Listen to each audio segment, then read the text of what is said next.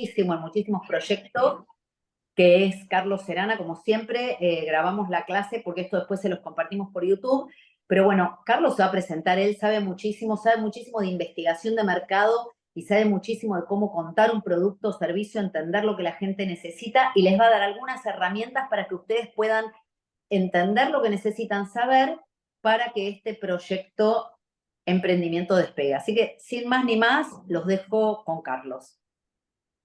Bueno, buenas tardes a todos. Sí, ¿se me escucha bien? Espero que sí.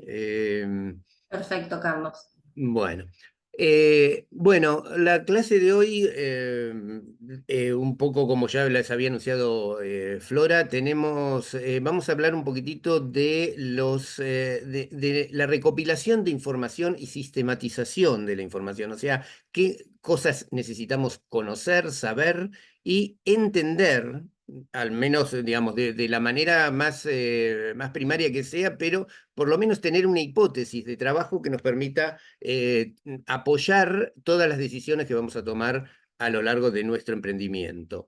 Voy a compartir la pantalla.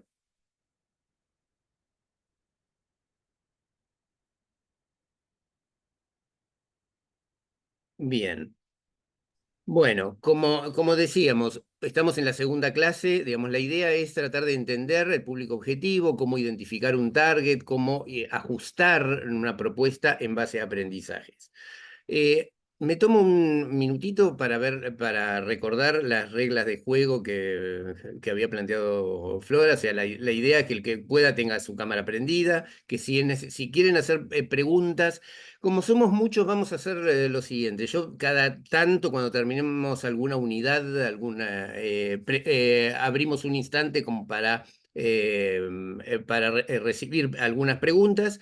Pero la idea de estas clases es como que hay mucho contenido y que me interesa transmitirlo. Vamos a tratar de dedicar los espacios de pregunta solamente a aclarar por si hay algo que no se comprendió bien, porque sabemos que en la última clase va a ser un momento donde va a haber un coaching, mentoreo, como para que cada uno pueda traer sus inquietudes y dedicar un rato a trabajarlas.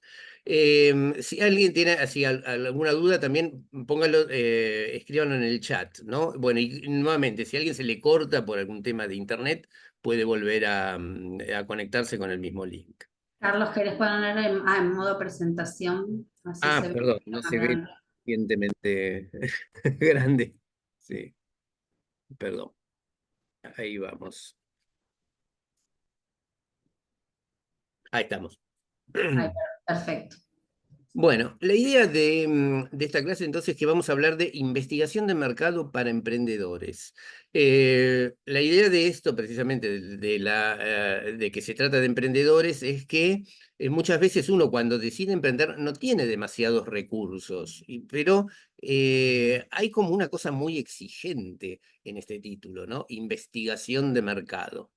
Eh, Vamos a tratar de aclarar un poquitito. Primero que todo, ¿por qué hay que investigar?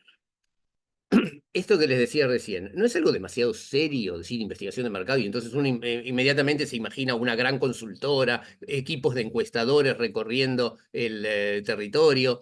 Y la verdad que no es necesariamente así, porque todos hacemos investigación de mercado. O sea, cuando vamos a la verdulería, hacemos una investigación de mercado.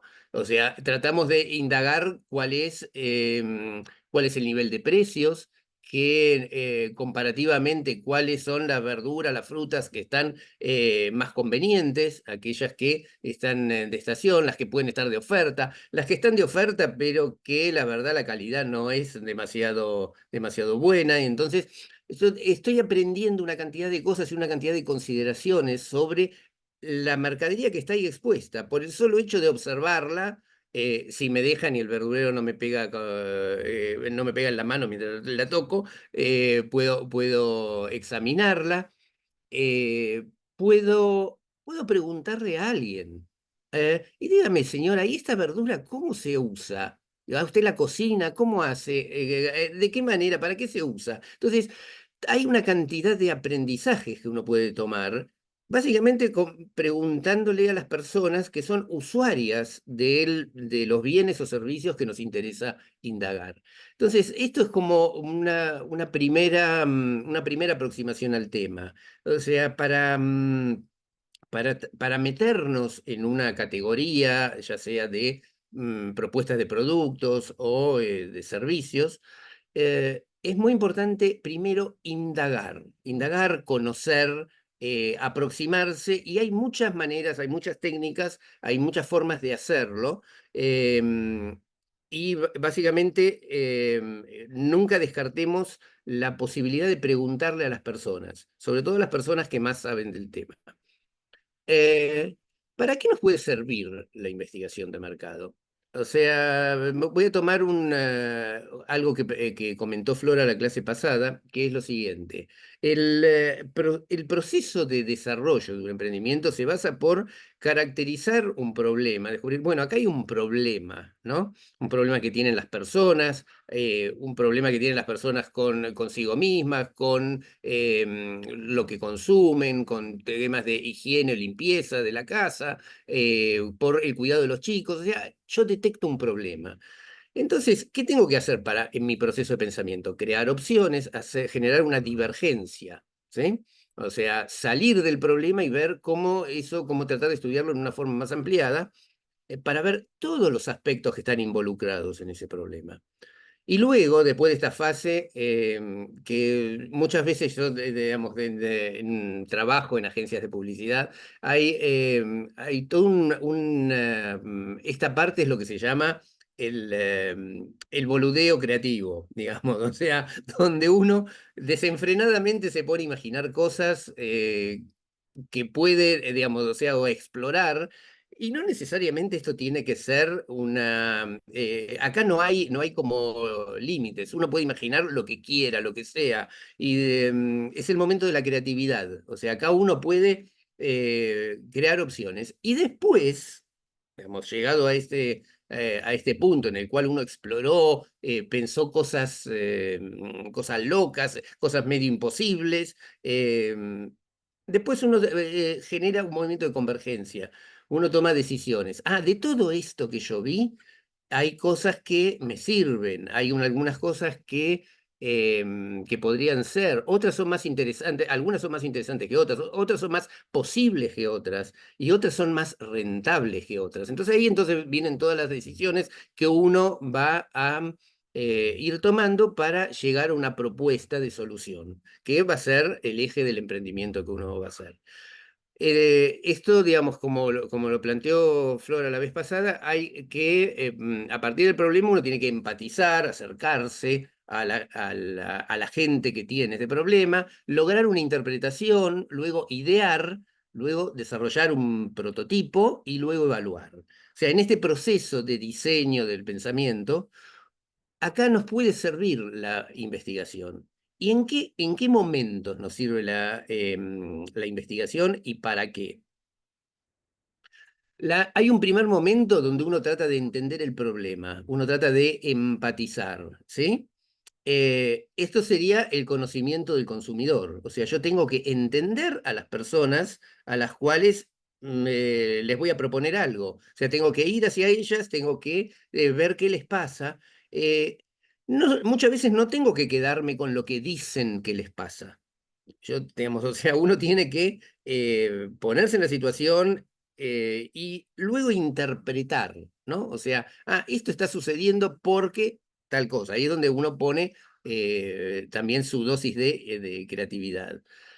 Eh, Luego, una cosa que uno tiene que hacer después digamos, o simultáneamente, a veces van juntos en los procesos, tratar de conocer el mercado y la categoría. O sea, no solo las personas, o sea, lo primero son las personas las que tienen el problema, pero después hay que tratar de entender qué, qué propuestas existen hoy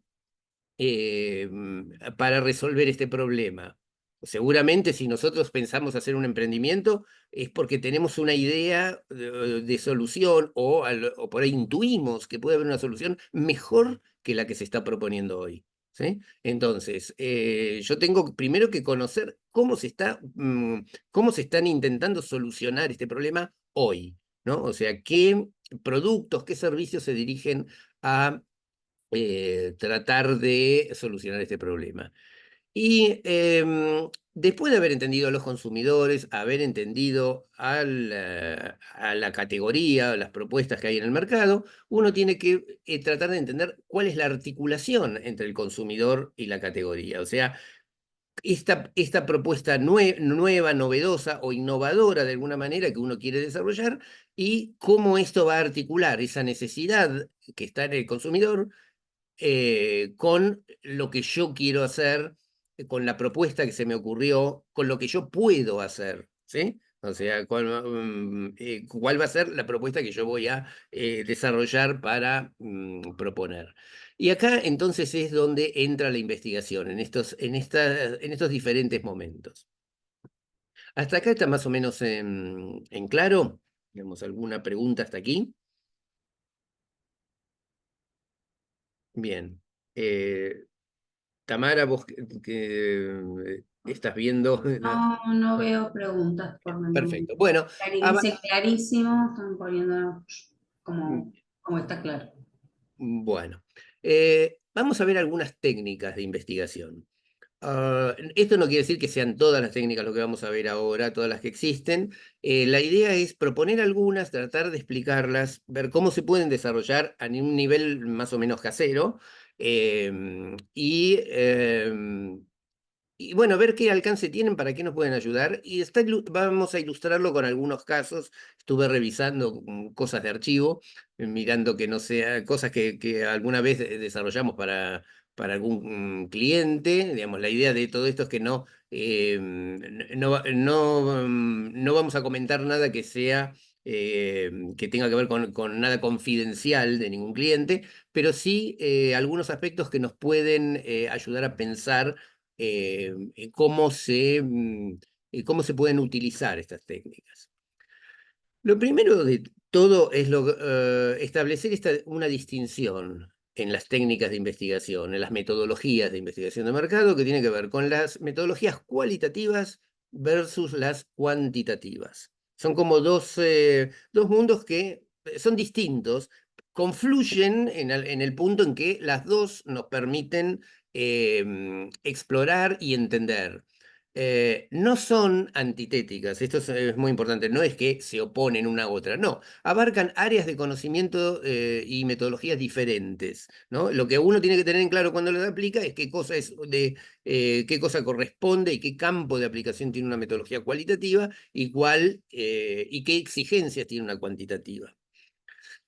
Las metodologías cualitativas nos ayudan a descubrir lo que existe, ¿no? O sea, yo abordo un problema de una forma cualitativa, como dice la palabra, para tratar de entender la cualidad, lo que la cosa es, ¿sí?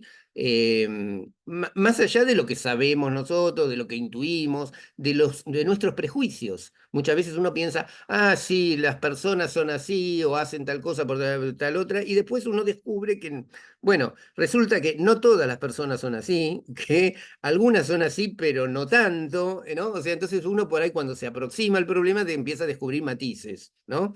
Y entonces uno tiene que tratar de organizar esto que descubre en un marco de conocimiento, ¿no? O sea, ah, esto es así, pero no me voy a quedar en la anécdota, ¿no? Yo entrevisté a 10 personas y me dijeron tales cosas, pero entonces me quedo con que uno dice uno y el otro dijo dos y el otro dijo 8. Entonces, ahí me quedo en la anécdota. O sea, lo que yo tengo que tratar de entender es tratar de formalizar eso de alguna manera, es decir, hay un grupo de personas que piensan así y que reaccionan así ante una propuesta de un producto de tal tipo, les gusta más el que tiene olor más fuerte y a otros les gusta más el que viene perfumado, ¿no? O sea, aplíqueselo al queso camembert o a la lavandina, pero quiero decir que uno puede establecer diferencias, ¿verdad? Y uno va a entender que ante un determinado producto hay distintas actitudes, ¿sí? Por ejemplo, eso es lo que nos puede dar una metodología cualitativa. Ahora, ¿cuál es o sea, las metodologías cualitativas nos proporcionan una enorme riqueza porque uno se mete con la gente, les hace preguntas y logra entender mucho de por qué la gente hace o decide, cuáles son los motivos que tiene para elegir una cosa o la otra. Lo que no nos permiten las metodologías cualitativas es saber cuánta gente hace eso. O sea, con la cualitativa voy a entender. O sea, hay gente que hace tal cosa, tiene tal comportamiento, pero yo no sé, y no tengo forma de saber mediante una metodología cualitativa cuánta gente hace eso. ¿Sí? Por ahí justo entrevisté a la única persona en el universo que hace eso. Entonces, y todas las demás, y todos los 8.000 millones de otras personas en el mundo, hacen todo lo contrario. Sería mucha casualidad que justo hubiera una única persona, pero bueno, pero el concepto que quiero que se queden es que lo cualitativo no nos permite cuantificar. Para cuantificar están las metodologías cuantitativas. Entonces, las cuantitativas son para dimensionar lo que hemos descubierto. O sea, ¿cuánto hay de esto? Cuando uno empieza a decir, no, sí, el tanto por ciento no, el 35% de las personas hacen tal cosa, es porque ha usado una metodología cuantitativa. ¿Sí?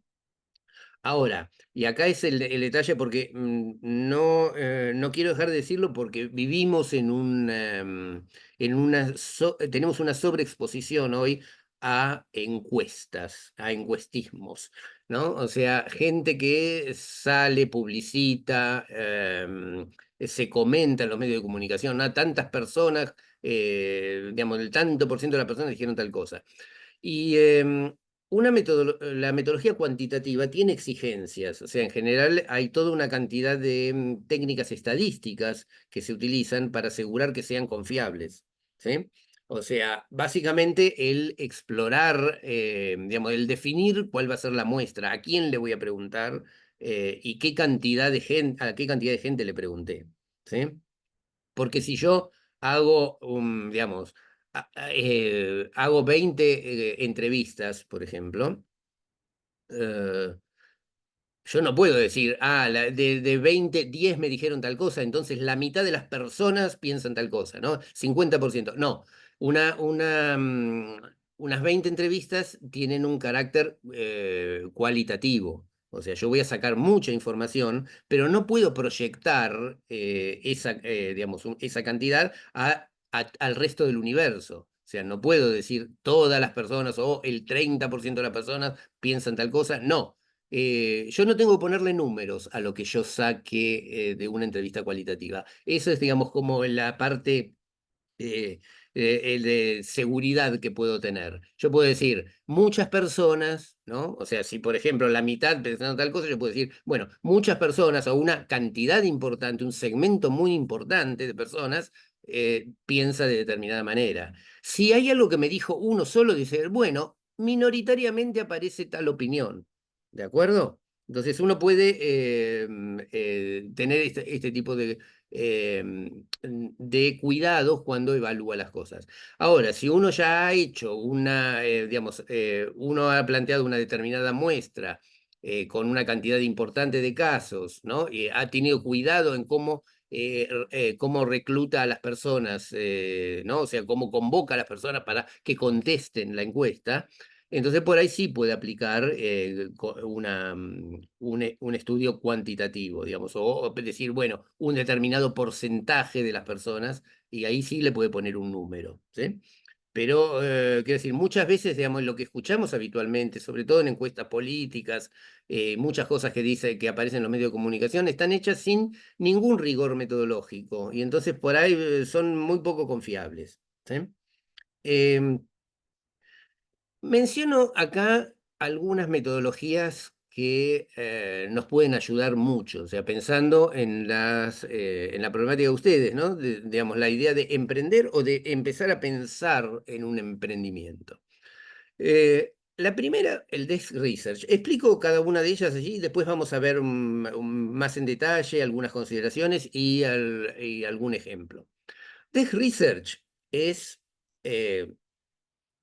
como dice la palabra, la expresión en inglés, es una investigación, o sea, research es investigación, una investigación de escritorio. O sea, es todo lo que uno puede averiguar sin moverse de donde está sentado. O sea, que uno puede averiguar mucho sin moverse de donde está sentado. Hoy, digamos, en Internet hay una enorme cantidad de información disponible, ¿no? O sea, hay cosas que, bueno, uno no va a poder saber porque no están, o es información que existe en algún lado, pero es propiedad de alguna empresa, es información que han hecho investigaciones que han hecho las propias empresas. Entonces, eso en general no está disponible. Son la información que sirve de base para tomar las decisiones de negocios, pero al margen de lo que no está disponible, hay mucho que sí está disponible. O sea, entonces uno puede sentarse con su computadora e investigar.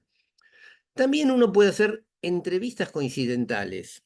¿Qué quiere decir coincidental? Que uno se encuentra con las personas, no las va a buscar, uno se para en un lugar y le pregunta a la gente, ¿sí? O sea, cuando vieron lo que hacen en los programas periodísticos, cuando digamos, está el camarógrafo con un periodista y bueno, ¿y usted qué piensa? Bueno, uno puede hacer esto, o sea, pararse en un lugar y preguntarle a la gente. Esto sirve en general cuando se trata de temas de los que todo el mundo sabe, ¿no? O sea, por ahí uno, si quiere explorar determinadas cosas, determinadas categorías, determinados productos, eh, por ahí tiene que pararse en algún lugar donde esté la gente que uno quiere, a la que le quiere consultar. Si yo quiero averiguar algo sobre consumo masivo, por ahí un buen lugar sería en el supermercado, ¿no? O sea, me paro delante de la góndola de productos de limpieza y entonces le pregunto, y señora, ¿y usted por qué elige esta marca de detergente? O sea, ¿qué le gusta más? ¿Y aquella otra no le gusta? Sí, ¿no? ¿No? Entonces uno puede ahí averiguar mucho. Si uno quiere averiguar algo sobre combustibles de automóviles, o sea, naftas, gasoil, bueno, por ahí se puede parar en una estación de servicio, en un lavadero de autos, ¿no? O sea, donde haya gente que específicamente conoce de lo que ustedes saben. Por ahí si uno, bueno, no sé, pensando, ¿no? Si uno quiere averiguar sobre pañales, por ahí es posible cruzarse con mamás en una guardería. O sea, hay una cantidad de cosas que uno tiene que pensar. Bueno, ¿dónde voy a encontrar a la gente que sabe de esto que yo quiero averiguar? ¿Sí? Entonces, por ahí uno tiene que pensar en, digamos, o sea, en esto, en encontrarse a la gente, pero también tener en cuenta qué tipo de gente uno quiere encontrar. Las observaciones etnográficas consisten en ir a ver lo que hace la gente, ¿sí? O sea, si yo quiero concretamente, bueno, para el ejemplo que di hace un momento, si uno quiere averiguar sobre pañales, bueno, por ahí tengo que ir digamos, ir a ver a una mamá o un papá que tengan chicos usando pañales y entonces ver qué pasa cuando le cambian el pañal. Entonces, esto quiere decir, yo acompaño, ¿no? Uno se convierte en un antropólogo y va a visitar a las personas que utilizan ese producto, ese servicio, en el momento en que lo están utilizando. O también cuando van a comprar el producto, ¿no? O sea, ¿qué tienen en cuenta? ¿Para qué? ¿Cuánto usan? ¿Cómo lo usan? ¿Qué hacen antes y después de usarlo? ¿No? Entonces, toda esa observación, cuando uno realiza varias, puede sacar muchas conclusiones. Una información enorme, muy rica. Em, lo mismo las entrevistas en profundidad. ¿En qué se diferencia eso a una entrevista en profundidad de una encuesta? ¿No? O sea, cuando uno hace una encuesta, bueno, le pide a una persona, si es presencial, le pide a la persona, le va haciendo preguntas y va anotando sus respuestas. Uno la hace, si no es presencial, la puede hacer por internet. Uno hace un cuestionario y se lo envía a determinadas personas y después recopila las respuestas. En una entrevista en profundidad, lo que hacemos es estar en un mano a mano con la persona que elegimos, que aceptó hablar con nosotros, y en profundidad quiere decir que vamos a hablar no con un cuestionario, tal pregunta, me anoto su respuesta, sino es más bien una charla. Yo tengo más que un cuestionario, una guía de conversación, ¿no? O sea, una guía de la cual yo le voy indagando preguntas. Si por ahí me dice algo que me dispara, algo que yo no conocía, no había imaginado, ni siquiera lo tenía pensado preguntarlo, pero descubro algo que me llama la atención, pregunto sobre eso, ¿sí? Entonces es una charla en la cual uno más o menos tiene claro qué quiere saber, pero también está abierto a escuchar cosas que uno no se imaginaba que quería saber. Y uno descubre que, qué interesante esto, contame más de esto, ¿no? Y así eso es una forma de extraer una información muy importante. Los focus groups. Imagino que todos han escuchado la expresión porque se usa muchísimo ahora, se habla de los focus groups.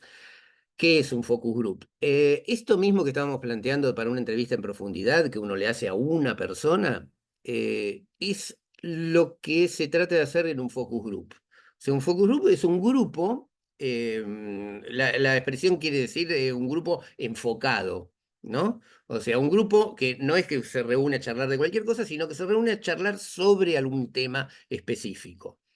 El focus group normalmente se hace con, digamos, una cantidad interesante entre 6 y 8 personas. Más no porque se termina disgregándola. Es muy difícil de coordinar grupos más grandes, ya como 10, 12 personas, porque ya no hay, se vuelve más difícil el intercambio. 8, 6, incluso a veces se hacen grupos más chicos, 4 o 3, por ahí una tríada. ¿Y para qué? ¿Cuál es el sentido de juntar a la gente a charlar? Esto es interesante. ¿Por qué? Por la dinámica grupal. Porque a diferencia de la entrevista en profundidad, donde la persona a la cual estamos entrevistando nos da su punto de vista, ¿sí? Es una persona la que habla, en el focus group se confrontan distintos puntos de vista. ¿Y qué quiere decir esto? Que uno va a descubrir que uno de los integrantes del grupo dice algo. Entonces va a haber otros integrantes que van a decir, estoy de acuerdo, y además a mí me pasa tal cosa, ¿sí? Y entonces uno ve cómo se va construyendo el conocimiento, cómo van apareciendo las anécdotas, cómo van apareciendo distintos puntos de vista y los matices. Y por ahí en el focus group alguien dice, no, yo estoy totalmente en desacuerdo. Yo hago todo lo contrario. Y entonces ahí la habilidad de quien está conduciendo, o sea, ustedes, digamos, están tratando de averiguar algo sobre algún producto, cómo se usa un producto, o cómo hacen con un determinado servicio. Ahí es donde tienen que poner la habilidad y la escucha, ¿sí? Decir, ¿por qué haces todo lo contrario? ¿Qué es lo que no te parece que las otras personas, que lo que hacen las otras personas para vos no sirve? Entonces, tratar de descubrir, de hilar y de entender cuáles son las diferentes actitudes. Entonces, eso es lo más interesante que nos puede aportar un focus group. Lograr información y al mismo tiempo tamizarla por la dinámica de grupo. Como pasa en una charla de amigos, ¿no? Donde cada uno plantea puntos de vista que pueden ser coincidentes, porque mucha gente tiene actitudes parecidas, pero también nos permite explorar las diferencias de actitudes. Y precisamente las diferencias de actitudes es donde vamos a encontrar la posibilidad de ver qué cosas existen en una categoría, en un mercado, que nos permite aportar o tener algo que sea original, novedoso y que finalmente nos permita hacer algún negocio, digamos. O sea, ¿por qué? Porque se me ocurrió algo que no les aporta demasiado a una cantidad de personas, pero descubrí que hay algunas que sí les gustaría eso otro que no está, que la forma habitual o los productos actuales no están cubriendo. Bien, hay otra forma que son las sesiones de co-creación. O sea, hasta acá, digamos, todo lo que yo estuve diciendo, o sea, desde el Desk Research, las observaciones etnográficas, los focus groups, en general, los hemos planteado como exploratorios. O sea, yo imagino que no sé nada, ¿no? Yo quiero vender ñoquis congelados, por ejemplo, se me ocurre. Un emprendimiento. Pero no sé nada, jamás amasé, jamás hice ñoquis y no me gustan las pastas. Entonces tengo que ir a indagar en las personas que sí comen pastas, ¿sí? Entonces, y que hacen ñoquis, y que le gustan los ñoquis, pero no tienen ganas de amasarlos, o qué hacen la gente que quiere comer ñoquis. Entonces, ojo, estoy poniendo un ejemplo, no tiene nada, no es nada que, digamos, nada basado en la realidad. Em, ¿Qué podría hacer yo después de haber indagado? Plantear una sesión de co-creación. O sea, me junto con la gente, con consumidores potenciales de un producto y les hago imaginar cómo sería este producto. O sea, que por ahí usando técnicas proyectivas, por ahí que se imaginen cómo sería qué características tendría el producto, cómo sería el envoltorio, cómo sería el lugar donde uno lo va a comprar, ¿no? O sea, hay una cantidad de cosas. Incluso puedo hacer técnicas proyectivas como que, bueno, ahora imaginémoslo, hagamos en plastilina la forma de cómo sería este producto o cómo se lo están imaginando ustedes. Ese tipo de cosas. O sea, una sesión en la cual la gente piensa, actúa, imagina, ¿no? Y entre todos pueden ir diseñando cómo sería ese producto ideal, ¿no? Y entonces ahí uno puede extraer muchas ideas, mucha información para terminar de dar una visión, una propuesta, una primera forma al producto o al servicio que uno está diseñando, ¿no? O sea, eso es, me reúno con gente que obviamente tiene que ser gente que tenga una cierta habilidad, o sea, que tengan conocimiento de la categoría, que sean usuarios por ahí y que tengan una dosis de creatividad interesante como para que lo que salga sea útil, ¿sí? Pero bueno, pero es una sesión en la cual uno puede co-crear, ¿no? O sea, disparar la imaginación, generar las condiciones propicias para que que de entre todos se genere creativamente algo nuevo. Y por último, el testeo de producto.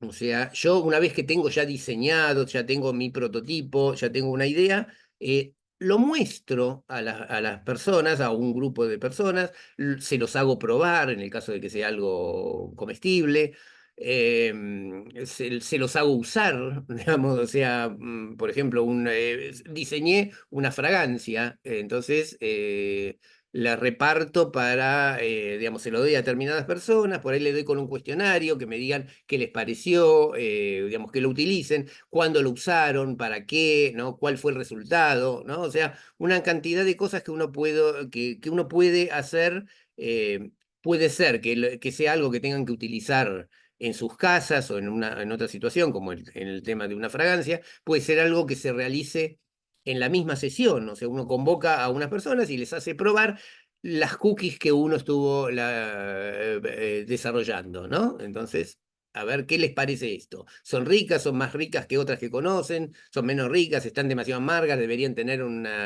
más nueces? O sea que, digamos, eso es todo lo que uno puede hacer con el testeo de producto.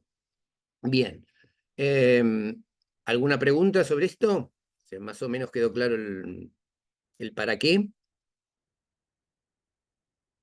Bien. Bueno, sigo. Vamos a ver el tema del Desk Research.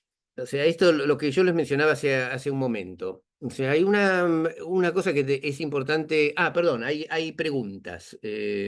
Sí. Mario, sí, Mario, abrí el micrófono para que te escuchemos. Ahora sí. ¿Qué opinás o el tema de buscar resultados testeo de productos y los servicios, el tema de los formularios de Google. Y después hubo uno que me gustó mucho que es por WhatsApp, que te mandan y te preguntan, que todavía no lo Ujú, sé usar ese, que está, me gustó. Pero tenés claro. que tener más masivo y es muy corto, ¿no? No es el cara a cara, no tenés el feedback. Así que No, por podés ver. supuesto. Yo no mencioné acá las encuestas, digamos, o sea, después vamos a hacer una pequeña, al final, digamos, una idea como, sobre cómo armar o qué cosas uno puede sacar de una encuesta. O sea, eso de mandar, por ejemplo, uno puede diseñar un cuestionario y enviarlo por WhatsApp o publicarlo en una página de Instagram o de Facebook. Eso también es un tema absolutamente posible. Lo vamos a ver más adelante, digamos. O sea, la idea era que quería hacer un pantallazo general y bueno, y ahora vamos a ir discutiendo cada una de ellas en particular. Perdón, María, ¿querías hacer una pregunta? Habilitate el micrófono. Sí. Sí, claro, encantada. A mí siempre me queda la duda porque se habla mucho de todo lo que es producto tangente, ¿no? Pero cuando hablamos de servicios, por ejemplo, a mí me interesa mucho el tema de servicios. Es como que nunca escucho demasiado, porque todo esto, que las cookies, que el gnocchi, que o sea, el producto que se toca, que se ve, que se come, que se digiere. Pero cuando hablamos de servicio, que es una cosa intangible, eh, cómo se puede, digamos, esto se puede, no me sale el término, eh, acomodar a todo lo que vos estás diciendo, ¿no? Porque, no sé, el testeo del producto, ¿cómo hago? Las de observaciones etnográficas, no sé, en cuanto al servicio, yo no lo veo tan claro. Esa es mi consulta, gracias. Bien, bueno, pusiste el dedo en la llaga, porque precisamente los servicios son complicados de aproximarse. Eh, porque, básicamente porque los servicios tienen que producirse, no es como los productos que uno los guarda, los produce y los guarda en un estante o en la heladera. Los servicios hay que producirlos en el momento en que se demandan. O sea, uno cuando tiene que dar servicio ahí, en ese momento, ahora, ¿no? Entonces, eso es lo que hace difícil. Pero, por ejemplo, una observación etnográfica puede servir para un usuario de un servicio. Por ejemplo, hablamos, en algún momento se me ocurre ahora, el lavado de autos. Por ejemplo, uno puede ir y acompañar a un usuario, digamos, a un propietario de un auto que tiene el hábito de llevarlo a lavar, y entonces lo acompaña, simplemente va y lo acompaña y ve todo el proceso, cuándo decide ir a lavar, por ejemplo. Lo llevo a lavar, ¿por qué? Ah, no, porque yo todas las semanas. O, no, mirá, es un asco ya, no aguanto más. O hice un viaje con los chicos y me lo llenaron de pochoclo y migas. O sea, ¿cuál es el disparador, por ejemplo? Entonces, uno es muy útil en ese caso. Uno puede tratar de estudiar cómo es el disparador para requerir el servicio, ¿no? Entonces, uno va y observa cómo se brinda el servicio, cómo te reciben en el lavadero, qué hace la persona, se queda ahí esperando, se va a tomar un café, digamos, o sea, qué es lo qué es lo que hace en el durante y cuáles son los criterios que usa después para decir está bien hecho el servicio, o sea, fue bien brindado, o sea, el auto está limpio, ¿no? O sea, estoy tomando esto como un ejemplo. Hay servicios que son muchísimo más complicados aún, por ejemplo, los seguros. O sea, los seguros son servicios en los cuales uno descubre si funcionan o no en el peor momento de su vida, digamos, ¿no? O sea, ¿por qué? Porque digamos, porque tuvo un accidente, un robo, digamos, o algún tipo de siniestro. Entonces es como complicado de estudiar, pero uno puede sí estudiar todo lo que tiene que ver con la contratación, ¿no? O sea, cómo se hace para contratar un seguro, en qué se fija la gente.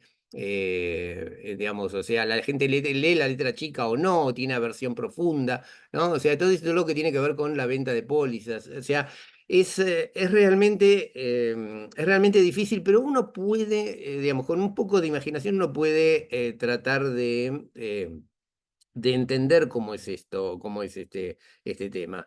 Em, por ejemplo, en el caso de que sean servicios personales, no sé, perdón, María era que había preguntado.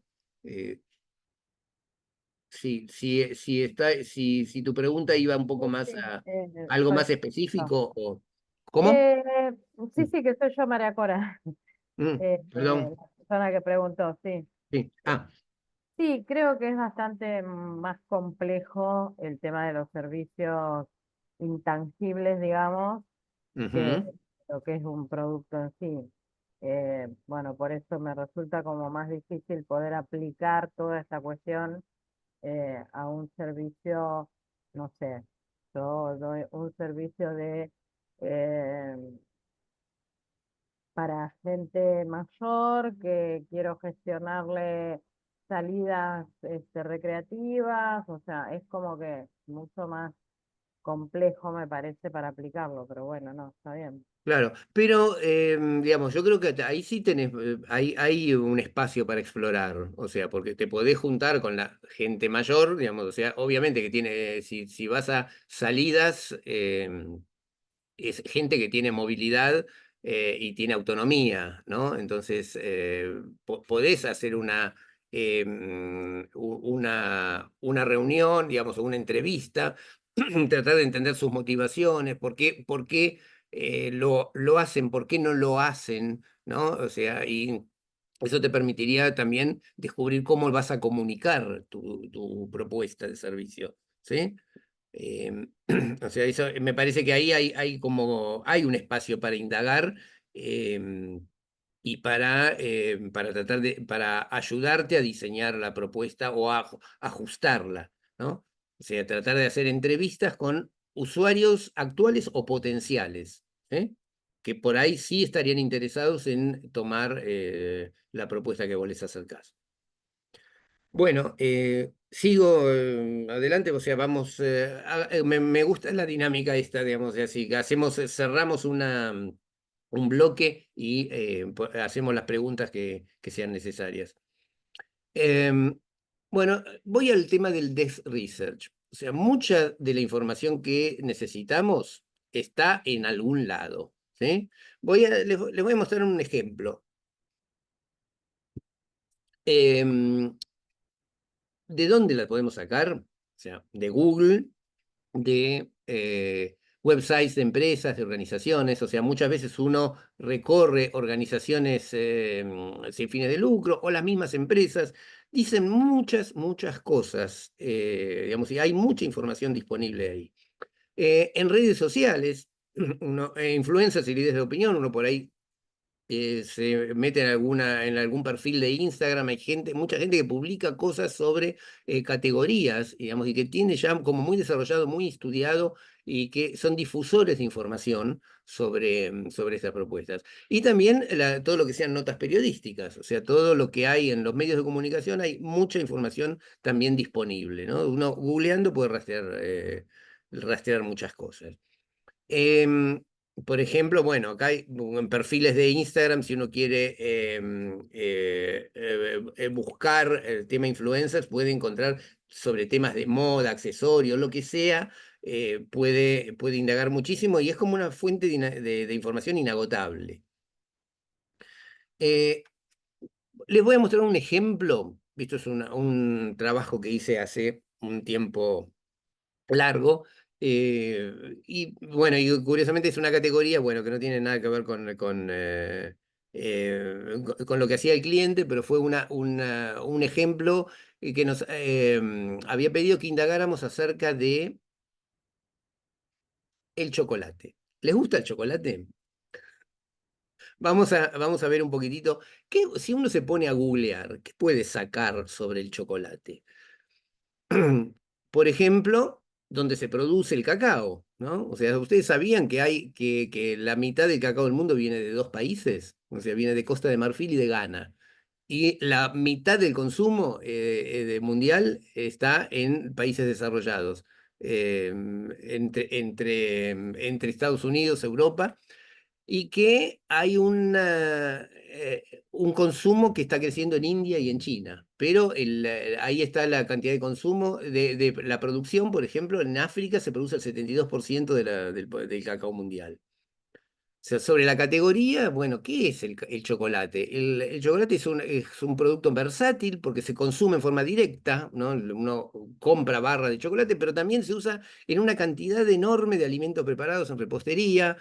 Además tiene un perfil de beneficios saludables y tiene una cosa de un componente emocional importantísimo. O sea, porque es algo que genera niveles de gratificación enormes. Incluso hay festivales, ferias, ¿no? Hay alguna asociación con significados eróticos, o sea, lo de regalar bombones, por ejemplo, y hay fans que incluso aspiran, si ven la primera foto de ahí abajo, hay gente que aspira, como si fuera el rapé, el hábito que existía, aspira cacao como estimulante. Y que incluso hay formas de consumo, como el jugo de cacao fresco, ¿no? Ahí hay una foto de jugo de cacao que se incorporó a caballo de los consumos saludables. Eh, ¿Qué cosas hay alrededor del cacao? ¿No? O sea, y de la industria del chocolate. Todo el tema que tiene que ver con los sistemas de producción. O sea, es como que es algo que se produce en general en países muy pobres. Hay mucho escrutinio en los países desarrollados, que son los principales consumidores, en torno al tema del trabajo infantil. ¿Sí? O sea, y además los efectos sociales que esto genera, ¿no? O sea, y ambientales, la destrucción de selvas tropicales por prácticas agrícolas que no son, que son muy rudimentarias, y además los efectos por todo el tema de la salud, ¿no? O sea, tiene alto contenido de grasa, aditivos, azúcar. Entonces, con todas las prevenciones que existen actualmente, ¿no? Incluso las regulaciones gubernamentales que obligan a explicitar muchos de los contenidos de los alimentos, esto digamos, es como que genera un panorama complicado. ¿Y qué tendencias surgieron a partir de este cuestionamiento? Hace 50 años nadie cuestionaba el chocolate, lo comíamos y lo disfrutábamos. Hoy como que hay una cantidad, como vemos acá, enorme de prevenciones. Bueno, la industria reaccionó de diferente manera. Por ejemplo, en términos de buscar certificaciones. Certificaciones de comercio justo, ¿no? O sea, de todo lo que tiene que ver con certificados de organizaciones, de ONGs que garantizan los términos de intercambio, ¿no? Que los productores no sean explotados, que no haya trabajo infantil. Hay algunas marcas que incorporan como asociados a los productores, se asocian con los productores, ¿no? Hay unos grandes jugadores mundiales como Nestlé o Mars, que son fabricantes mundiales de chocolate, en ciertos mercados incorporan certificaciones, ¿no? Como algunos productos, por ejemplo, como Kit Kat, tienen certificaciones de que no incluyen tácticas comerciales de explotación. ¿Sí? Y además, con respecto a los cuestionamientos que tiene que ver con lo nutricional, se desarrollaron muchas alternativas sin TAC, sin azúcar agregada, sin conservantes, o sea, todo lo que es la propuesta sin. ¿Sí? Bien, lo mismo, bueno, con respecto al tema ambiental, también más certificaciones. O sea, hay una organización que es la Rainforest Alliance, o sea, para asegurar que no, que la explotación, que el cacao que se utiliza en los chocolates no afecta o responde a prácticas de agricultura sustentable que no afectan a las selvas tropicales, ¿no?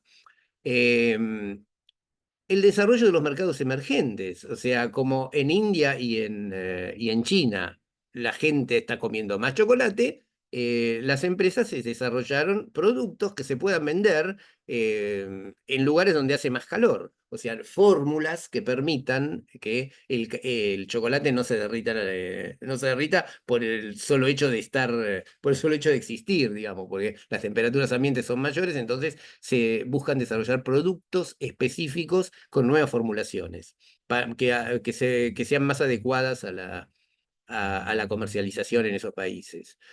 Con respecto al buscar más naturalidad, o sea, esa cosa de eliminar los aditivos artificiales, una oferta de chocolate orgánico, ¿no? O sea, por ahí hay marcas que están específicamente dedicadas a vender orgánico, ¿no? Que tiene que ver muchas veces con la forma de producción y además incluyen también, no todas, pero a veces, la promoción social, ¿no? El cuidado, la responsabilidad ambiental en el trato con los productores del cacao. Además, hay otra línea que está desarrollando la industria, que es la sofisticación, ¿sí? O sea, en los varietales, ¿no?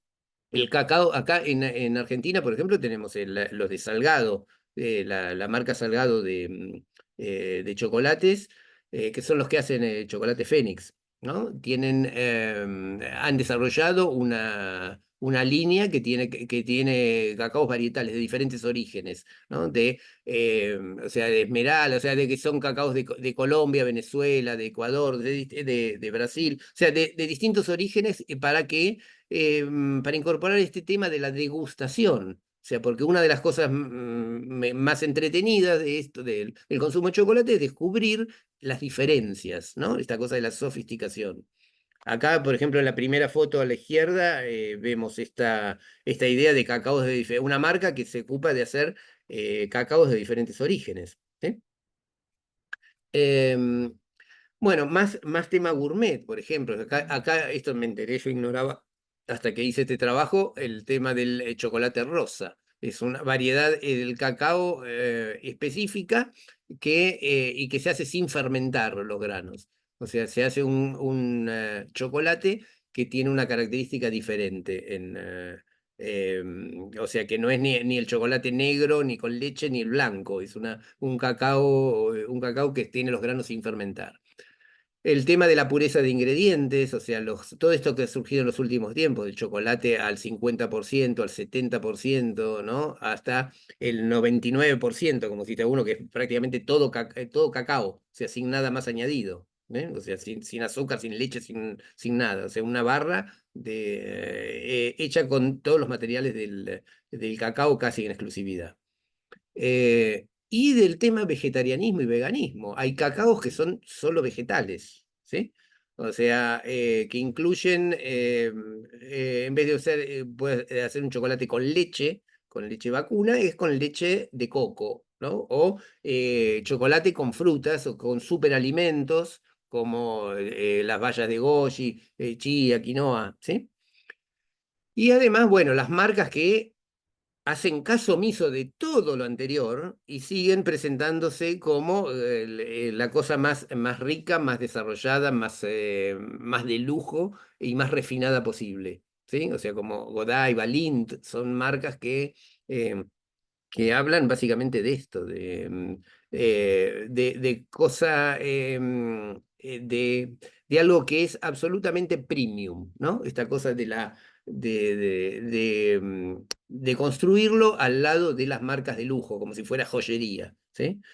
Yo siempre recuerdo una vez que vi un eslogan utilizado, lo vi una sola vez, ¿no? Pero que Lindt era una pieza publicitaria de Lindt que usaba un eslogan que me pareció fascinante, que decía, unos gramos de fineza en un mundo de brutos. O sea, como que eh, esto es, digamos, está bien, el mundo es así, pero nosotros somos algo superior y que lo vas a disfrutar. Y listo, punto. Y ese es un nicho y un lugar para hacer negocios que es maravilloso. Eh, Y bueno, otro tema, hablando de la reducción de porciones, para subirse al tema de que, bueno, está bien, no nos prohibamos nada, pero comamos un poco menos, digamos, o comamos más espaciadamente. Entonces, ¿cómo se hacen porciones más chicas? O hay marcas que tienen propuestas en las cuales han reducido el tamaño de la porción para que uno se pueda dar el gustito, pero un poquitito menos, ¿sí? O sea, sin modificar la calidad ni la cualidad, ni la receta, pero un poco menos, ¿sí? O sea, un poco, uno hace, digamos, es como subirse a esta tendencia, donde hace la porción un poquitito más chica, para menor ingesta de calorías. Y bueno, después otra cantidad enorme de propuestas que tienen que ver con el reducido en azúcar, sin azúcar, que algunos lo mencionan como con algún beneficio específico, como por ejemplo apto para diabéticos, ¿sí? Bueno, aprendizajes en general sobre todo esto. El protagonismo de la responsabilidad social empresaria. Hay programas y certificaciones que permiten reasegurar a los consumidores que por comer chocolate no están desencadenando el mal en el universo, ¿sí? O sea, que no son cómplices de explotación, de injusticia, de daños ambientales. Por otro lado, nuevas investigación y desarrollo, nuevas formulaciones para lograr metas específicas, incorporar el tema de la naturalidad y la trazabilidad, una oferta de productos orgánicos sin agregados artificiales, una incorporación de las tendencias saludables, como es la reducción de porciones, de ingredientes nocivos, agregado de superalimentos, de componentes naturales, un desarrollo gourmet, o sea, varietales, productos de degustación, nuevos tipos de chocolate, y la premiumización, marcas y productos de alta calidad en un segmento de lujo. Bueno, todo esto estaba en Internet. O sea, todo un panorama general de las tendencias de la industria, digamos, de para dónde van las cosas, de nichos de explotación que se están desarrollando en los últimos tiempos. Todo esto está sacado, estaba ahí, digamos, no hubo que salir a investigar nada. Como hablamos de Desk Research, bueno, lo hicimos lo hicimos sentados en nuestros escritorios, ¿sí? Bueno, ¿preguntas sobre esto?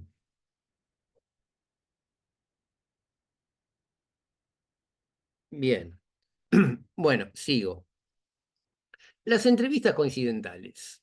Nunca subestimen lo que nos pueden decir las personas. O sea, y las personas que encontramos por la calle. O sea, la gente sabe mucho, la gente sabe muchas cosas. Un ama de casa, digamos, un amo de casa que cocina, limpia, que se ocupa de hacer cosas en el hogar, sabe una enorme cantidad de cosas sobre los productos que utiliza habitualmente. O sea, eso, digamos, y también hay cosas que tienen que ver con el saber popular. Muestro un ejemplo. Esto es algo que hicimos hace unos años. Salimos a preguntar a la gente qué significaba el mate para ellos. Lo primero que hago a la mañana cuando me levanto es poner el agua para tomar el mate. ¿Están escuchando bien? La compañía. Lo considero más energizante que el café y menos perjudicial. Es compartir algo, ¿no? Con unos amigos, con la familia. Tomo cuando estoy en grupo, pero solo no. Sí, aparte me ayuda a concentrarme cuando estudio. Tomo por estar con alguien cuando estamos en grupo y tomamos mate, pero si tengo que preparar el mate yo solo no lo hago. Es mucho de amigos también. Y aparte fui estudiante en La Plata y ahí adquirimos mucho el hábito del mate. Es un gusto todas las mañanas, con mi señora, mis hijos. Es una forma de estar conectado con el otro. Tenemos el mate y podés hablar de cualquier tema. Para relajarte, para tranquilizarte, para distraerte. Lo que he descubierto también viendo canales europeos que se han aficionado como en España al mate, que realmente es bueno. Realmente tomo cuando hay mucha gente en casa. Solo a veces me aburro. Pienso que tiene que ver con la amistad, con la cordialidad y con el compartir.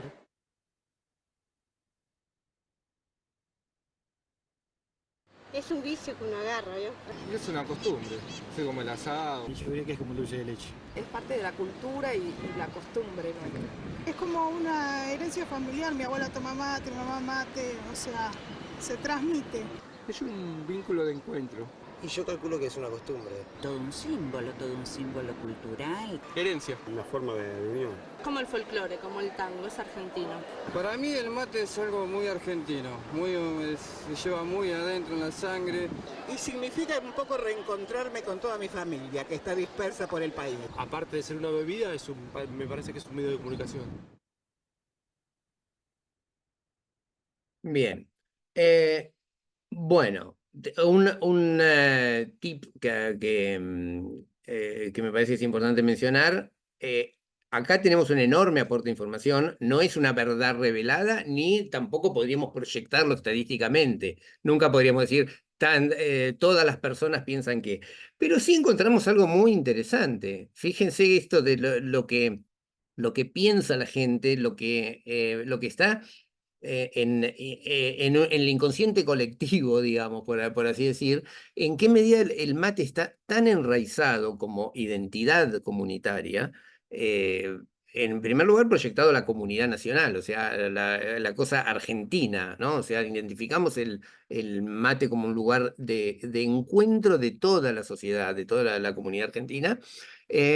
Y además que es un punto además de un hábito, digamos, de toda esta cosa de que uno hace para no estar solo y para reunirse, ¿no? Digamos, o sea, como hay como todo un potencial de convocatoria alrededor del mate. Y todo eso sale uno lo ve por la coincidencia que hay. Gente que no se conocía entre sí, solo que pasaba caminando.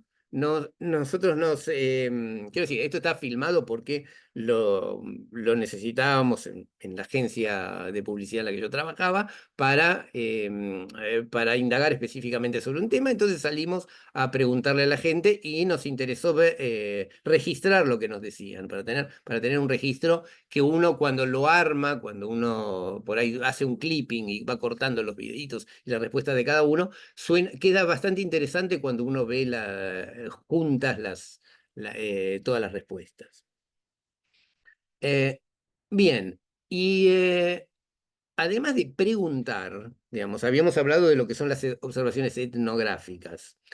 Es importante ver a nuestro público en su hábitat. Si la foto esta no es casual tampoco, o sea, si yo tengo que hacer algo destinado a adolescentes, ¿no? O sea, que por ahí es interesante, o sea, algún producto, o sea, lo que tiene que ver con modas, por ejemplo, por ahí es interesante ir a ver cómo es el cuarto y el placar de un adolescente, digamos. Entonces, ese tipo de observación, o sea, que uno puede digamos, tiene que contactarse con el público específico, ¿no? O sea, uno está pensando para personas de determinadas características. Bueno, entonces ir a verlas, ir a visitarlas, hacer un acuerdo, decir, bueno, te puedo acompañar cuando vas al supermercado, me gustaría ir a ver cómo haces cuando haces tal cosa, ¿no? Entonces este tema de tomarse la molestia de ir a ver, ¿no? De acompañar y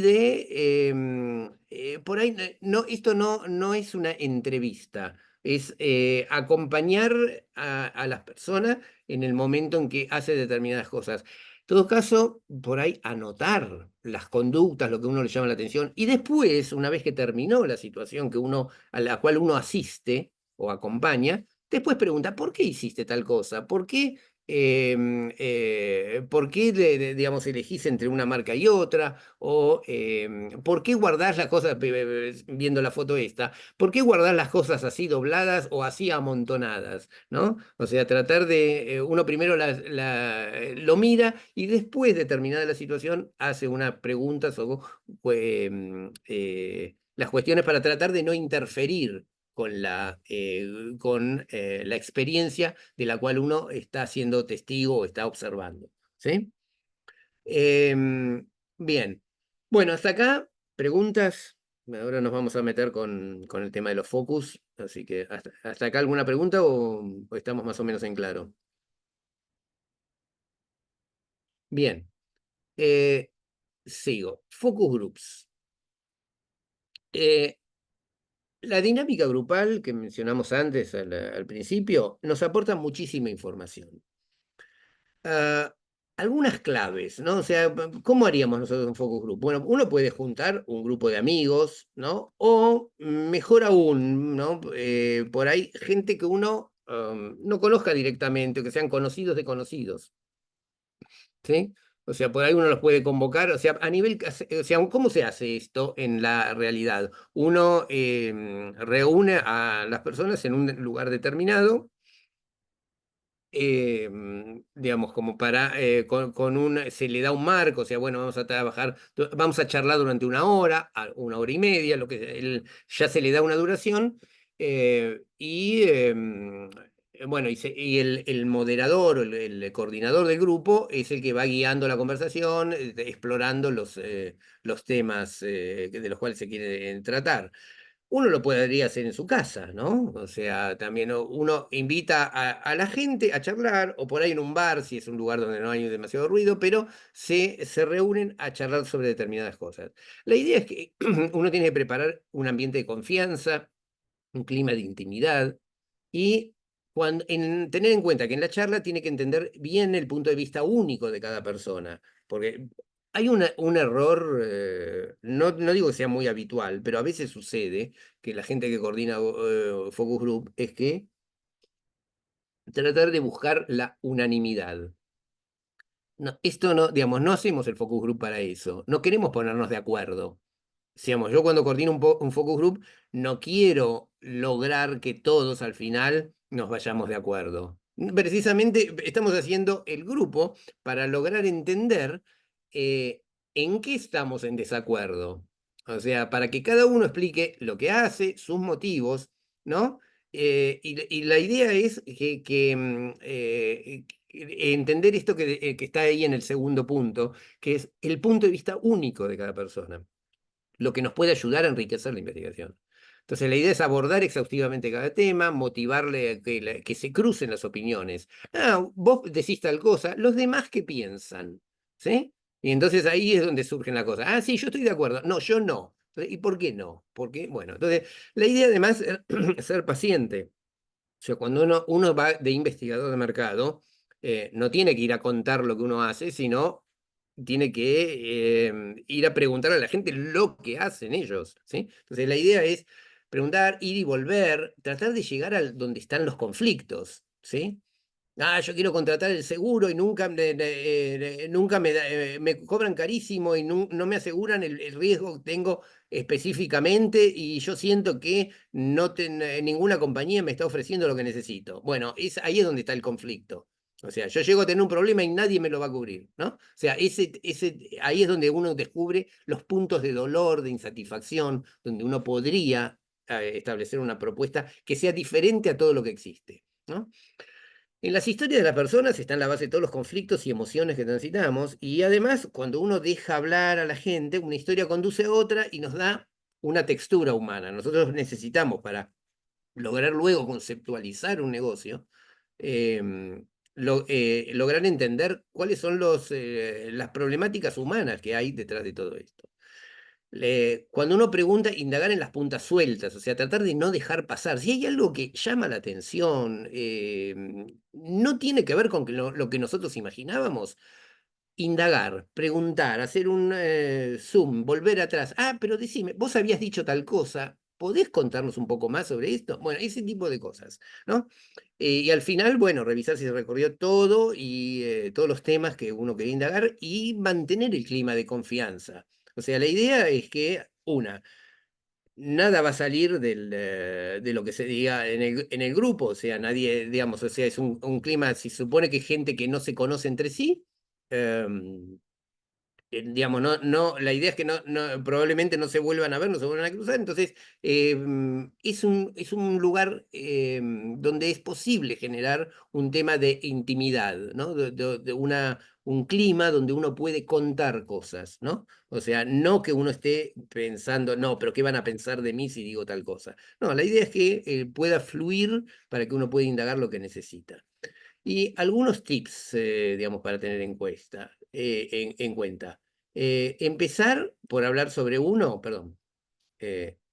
La idea es poner en contexto la convocatoria, ¿no? O sea, uno habla, bueno, yo soy fulano, hago tal cosa, estamos acá porque necesito tener una charla con ustedes porque ustedes saben de tal cosa y yo no sé, digamos, o sea, poner en ese lugar de de humildad y de ignorancia, porque básicamente uno hace investigación de mercado porque no sabe. O sea, eso es como que lo que tenemos que tener en cuenta. O sea, no, como no sabemos, queremos indagar, ¿no? Bueno, fijar el código que va a regir, ¿no? Todas las respuestas son correctas, nadie está juzgando a nadie. Eso es como que uno lo tiene que decir al principio de la charla. Mostrar interés por la vida particular y única de las personas, tratar de funcionar en modo de escucha, ¿sí? Repreguntar siempre, ¿no? Preguntar por qué. Vos haces esto, ah, qué bien, ¿y por qué? O sea, el por qué es como lo que nos va a permitir llegar más al fondo, ¿no? Respetar los silencios, pedir que cuenten una anécdota, cuestionar, por ahí uno tiene que actuar un poquitito, ¿no? Cuando uno está conduciendo un focus group, ¿no? ¿Están de acuerdo con tal cosa? ¿O sería mejor que en vez de hacerlo así, lo hiciera de tal otra manera? Ayudar a construir la idea, a veces reformular, ah, ¿vos querés decir en realidad tal cosa o no? O sea, o si no, plantear también la propia incomprensión. Mira, no entiendo muy bien lo que estás diciendo, ¿no? ¿Vos querés decir esto o querés decir esto otro? ¿No? O sea, retraducir, ¿no? O sea, plantear las cosas para que lograr una formulación que nos permita entender finalmente. Porque a veces la gente no logra transmitir exactamente el por qué o el cómo, y entonces uno por ahí los ayuda a formularlo, tratando de que no sea invasivo, digamos, o sea, no, en realidad yo le estoy metiendo en la cabeza una idea que no era la de él. Los cuestionamientos que uno hace tienen que ser para lograr entender mejor, ¿no? Bueno, recapitular ideas, si hubo discusiones, a veces puede pasar que los puntos de divergencia son importantes, entonces por ahí una discusión fuerte, entonces la idea es lograr un clima de distensión. No se supone que uno hace un focus group para que la gente termine a las patadas, uno hace un focus group para entender. Y entonces la idea es que el momento sea suficientemente ameno, ¿no? Y agradecer además el tiempo dedicado, porque la gente que participa en un focus group nos está brindando un aporte importante, nos está comunicando sus experiencias, su vida, y de alguna manera nos están ayudando. Yo digo, yo que he conducido unos cuantos focus group a lo largo del tiempo, no hay nada más gratificante que cuando termina el focus group y la gente no se quiere ir. Porque es realmente algo maravilloso a veces, que por ahí uno habla de temas de consumo, de cosas, de productos, de servicios, y la gente se pone a charlar y se engancha con el tema y a veces se crean climas muy, muy interesantes y la gente tiene ganas de seguir charlando. Pero bueno, en algún momento hay que ponerle un corte y entonces uno tiene que decir, bueno, gracias y tiene que despedirlo. Pero realmente es como muy, muy, muy interesante, muy gratificante cuando uno ha logrado generar un clima y logra enganchar a la gente de manera que tiene ganas de seguir charlando. En definitiva, un focus group es un encuentro humano, ¿no? Donde uno va a ir a conocer personas, historia de vida, y que para todos es una satisfacción, digamos, o sea, es lo que sacan, ¿no? Salir movilizado y haber estado expuesto a otros puntos de vista también.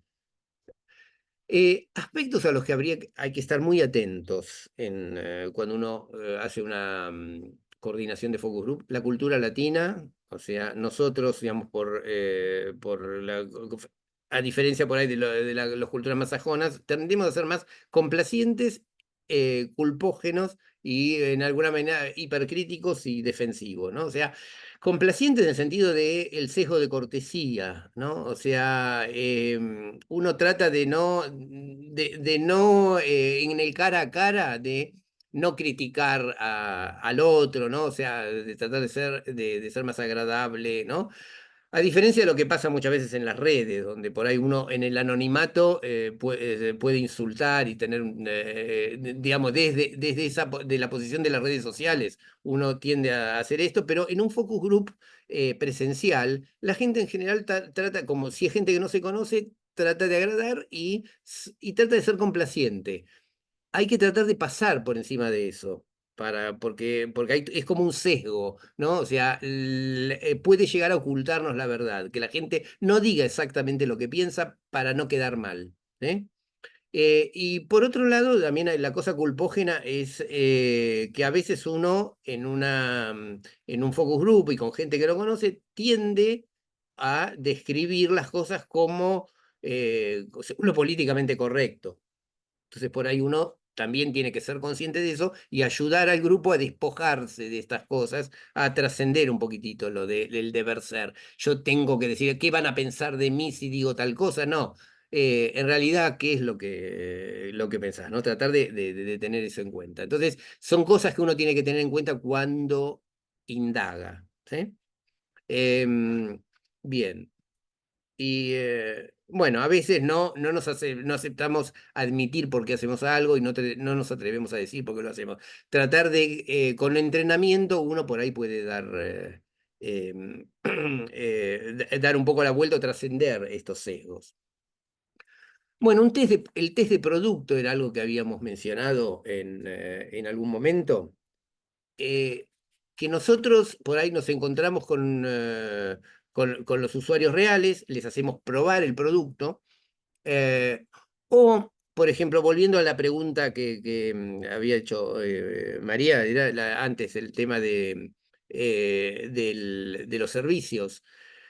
Por ahí a veces uno no puede testear el servicio, pero sí puede testear el concepto del servicio. Mira, esto va a ser así, o sea, el producto que ofrezco va a consistir en, nos vamos a encontrar en tal lado, vamos a salir a hacer una recreación, y las cosas que vamos a hacer son esta y esta. Entonces uno puede desarrollar el concepto y escuchar las reacciones a esto. Pero entonces, ¿cómo sería? Ver qué cosas no quedan claras en lo que uno propone, ¿no? Qué cosas despiertan prevenciones, ¿no? Eso es una forma en la cual uno puede testear el concepto de un servicio, ¿no? En el caso de un producto, por ahí es más fácil, ¿no? O sea, me encuentro con la gente y les hago probar esto. ¿Qué tiene que hacer uno cuando hace el test de producto? Escuchar lo que nos dicen. No, la verdad que es demasiado salado. ¿No? Ese tipo de cosas. O sea, si a todos les parece que hay exceso de algo, falta de algo, ¿no? O hay una opinión mayoritaria también esto, bueno, acá nos cruzamos con el tema de lo cualitativo, ¿no? Y lo cuantitativo. Pero por ahí uno puede hacer una indagación a nivel cualitativo, puede ser muy orientadora, ¿no? Uno dice, bueno, esto está bien, esto está rico, ¿qué? Uno puede asumir las críticas, puede aprender, le faltaría tal cosa, probaste en agregarle tal otra, ¿no? Ese tipo de cosas uno puede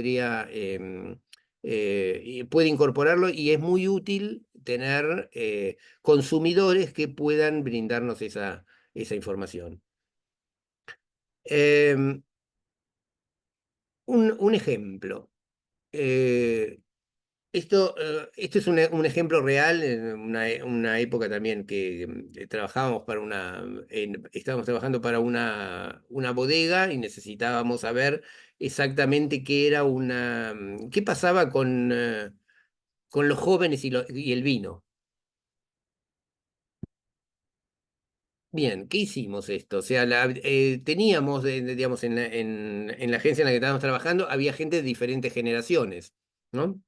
Había algunos veinteañeros, gente que consumía vino, gente que no consumía vino, o sea, gente de 30, de 40 y más, ¿no?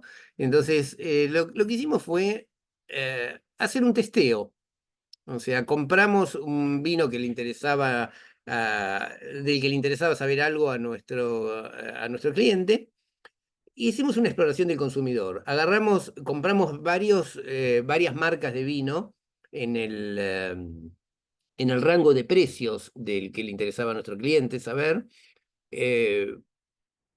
Pusimos, cada uno de ellos lo tapamos con un código, o sea, le tapamos la etiqueta a la botella, le pusimos un código y les hicimos aprobar a cada uno un fondito de copa, ¿no? O sea, que queríamos estar seguros de que probaran y no se emborracharan en el proceso. Entonces, a cada uno le hicimos probar un traguito de cada uno de los vinos, tomamos 5 marcas diferentes, y les hicimos un cuestionario después de que lo hubieran probado. Bueno, ¿cuál te gustó más? por qué, digamos, cómo lo sentís, ¿no? ¿Qué te parece cada uno de estos? Y de ahí sacamos algunas conclusiones. Esto fue muy cualitativo, ¿eh? O sea, fueron 15 personas, digamos, pero la clave estaba en que eran de diferentes generaciones. Y entonces ahí pudimos ver, hacer alguna observación que nos permitió orientarnos. Por ejemplo, la marca que estábamos testeando tenía buena performance, o sea, le había gustado, estaba entre las dos más elegidas por todos, pero principalmente en los de mayor edad. A los más viejos les gustaba más el vino de nuestro cliente. Los más jóvenes, ¿qué privilegiaban? Ah, me gustó este, porque los otros me parecían como más espesos, ¿no? Entonces, había los vinos a los más jóvenes les gustaban los vinos de menor cuerpo. Los vinos de más cuerpo, que por ahí era lo que más les gustaba a los de mayor edad, era como que los sentían como muy densos, pesados, ¿no? Para los jóvenes eran los vinos que tuvieran menos cuerpo y poco amargor, ¿sí? O sea, buscaban algo, un tipo de paladar en este sentido. Y ahí fue donde caímos en la cuenta de algo, que en las generaciones más jóvenes había poca exposición a la tradición cultural mediterránea, o sea, la cosa española, italiana que tiene, digamos, en nuestra sociedad, la cosa más mediterránea que hay en nuestra sociedad, que incorpora el vino o incorporó tradicionalmente el vino como parte de la pauta alimentaria, ¿no? O sea, digamos, la cosa de comer con vino, o sea, que el vino es una bebida que se integra naturalmente en las comidas. Y lo que nos estaba pasando, lo que veíamos, es que para estos jóvenes no existía o había perdido fuerza, cosa que para las generaciones mayores era algo incorporado, porque lo habíamos visto en la mesa familiar, habíamos crecido con eso, y para los más jóvenes el vino era una bebida más. O sea, no necesariamente se tenía que tomar con la comida, y además era alguna cosa que se podía beber en otras ocasiones y como un aperitivo más que se integraba a muchas otras cosas, como el Fernet con Coca-Cola, digamos, o sea, como una cantidad de otras bebidas que no eran vino, ¿no? O sea, como que pasaba a ser una alternativa más en un combo enorme, integrado por una cantidad de variedades enormes de bebidas alcohólicas o mezclas, ¿sí? Entonces, era como que eso era lo que estaba pasando, y todo esto lo identificamos a partir de este testeo de productos en los cuales evaluamos cómo performaban, cómo era la performance de estas 5 marcas diferentes. Bien.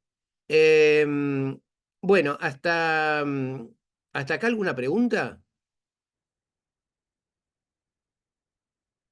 ¿Un comentario o algo? Bien. Bueno, seguimos. Nos queda el tema de las sesiones de co-creación. Esto, como yo algo les mencioné acerca de cómo sería esto de una sesión de co-creación, la idea es juntarse con gente para que trabaje con nosotros, digamos, o sea, que nos pueda aportar sobre cómo sería el diseño de este producto, de este servicio. ¿Cuáles son las técnicas? Alguna sesión de co-creación puede ser una sesión extendida, por ahí decirle a la gente digamos, o sea, convocarlo para que pasen una mañana con nosotros e incorporarle ideas que sea entretenido, ¿no? O sea, que tengamos diferentes actividades. Las diferentes actividades pueden ser desde discusiones guiadas, ¿no? Donde uno lleva una guía de pautas, por ahí con estímulos provocativos, ¿no? Decir, bueno, pero ¿qué pasaría? Digamos, o sea, ir y contar situaciones. Entonces uno podría tener una charla, por ejemplo, sobre qué hace uno cuando requiere determinado servicio, cuando va a consumir o va a comprar determinado producto.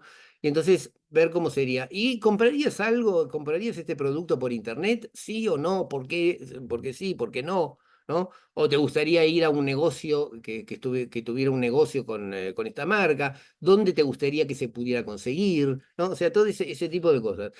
Después de estas discusiones, uno podría diseñar el producto ideal, ¿no? O sea, por ahí convocar a la gente a que mediante una técnica lúdica, como dijimos, ¿no? Puede ser una sesión de imaginación, puede ser una cosa lúdica, ¿no? Por ejemplo, como dijimos, por ahí con usar plastilina para tratar de diseñar algo, darle la forma, ¿no?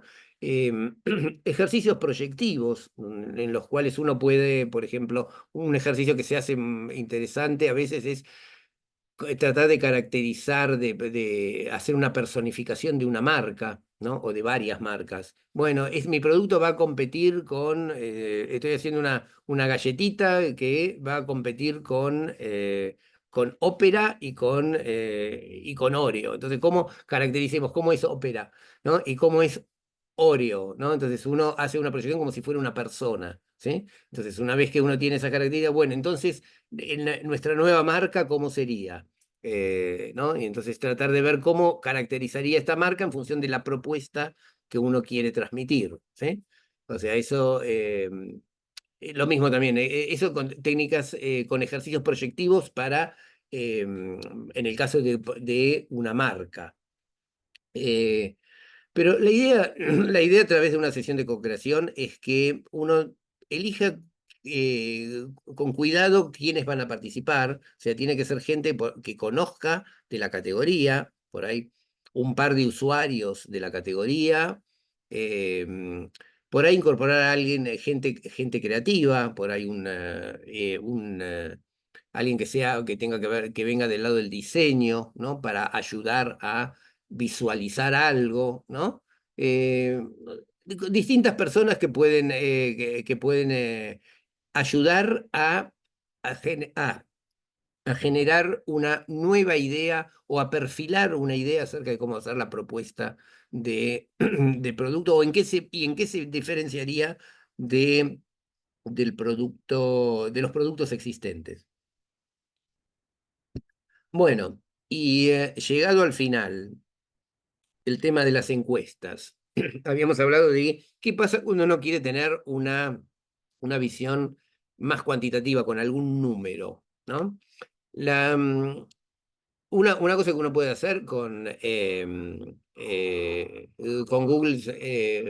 Google Forms, por ejemplo, no sé si lo han hecho alguna vez, pero es relativamente sencillo. O sea, uno se mete en la página de Google Form y puede crear un formulario como crea un documento, con preguntas. Uno puede hacer preguntas de distinto tipo, puede hacer preguntas abiertas, ¿no? O sea, uno le hace la pregunta a las personas y le pide que escriban, que tienen un espacio con una cantidad de caracteres que es lo que pueden escribir cualquier respuesta, pero también uno les puede dar las alternativas. O sea, uno le puede poner 5 alternativas y las personas pueden elegir cuál es la que más corresponde con lo que ellos piensan, ¿sí?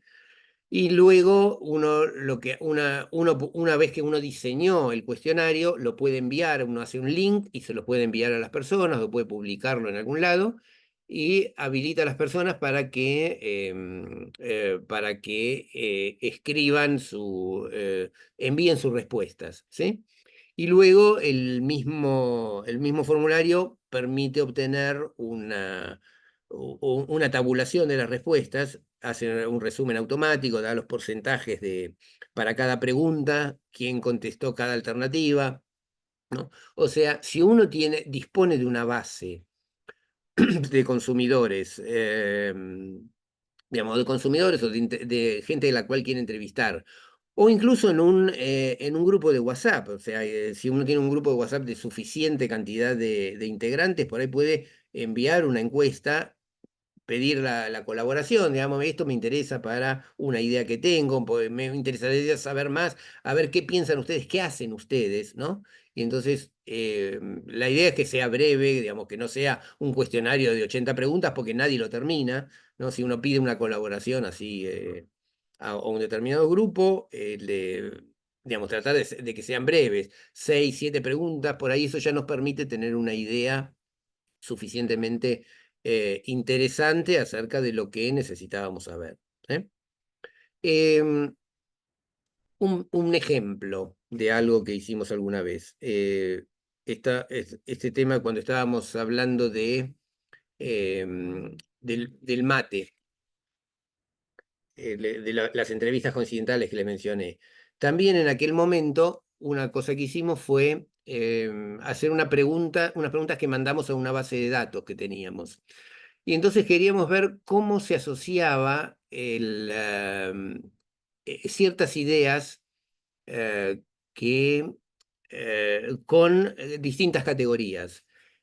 O sea, nos interesaba indagar el tema de la yerba mate, o sea, y el mate. Y entonces la idea era tratar de entender con qué se asociaba el mate y cómo, en qué se diferenciaba de otras categorías. Por ejemplo, elegimos varias, ¿no? Pero una de las que elegimos fueron la categoría yogures.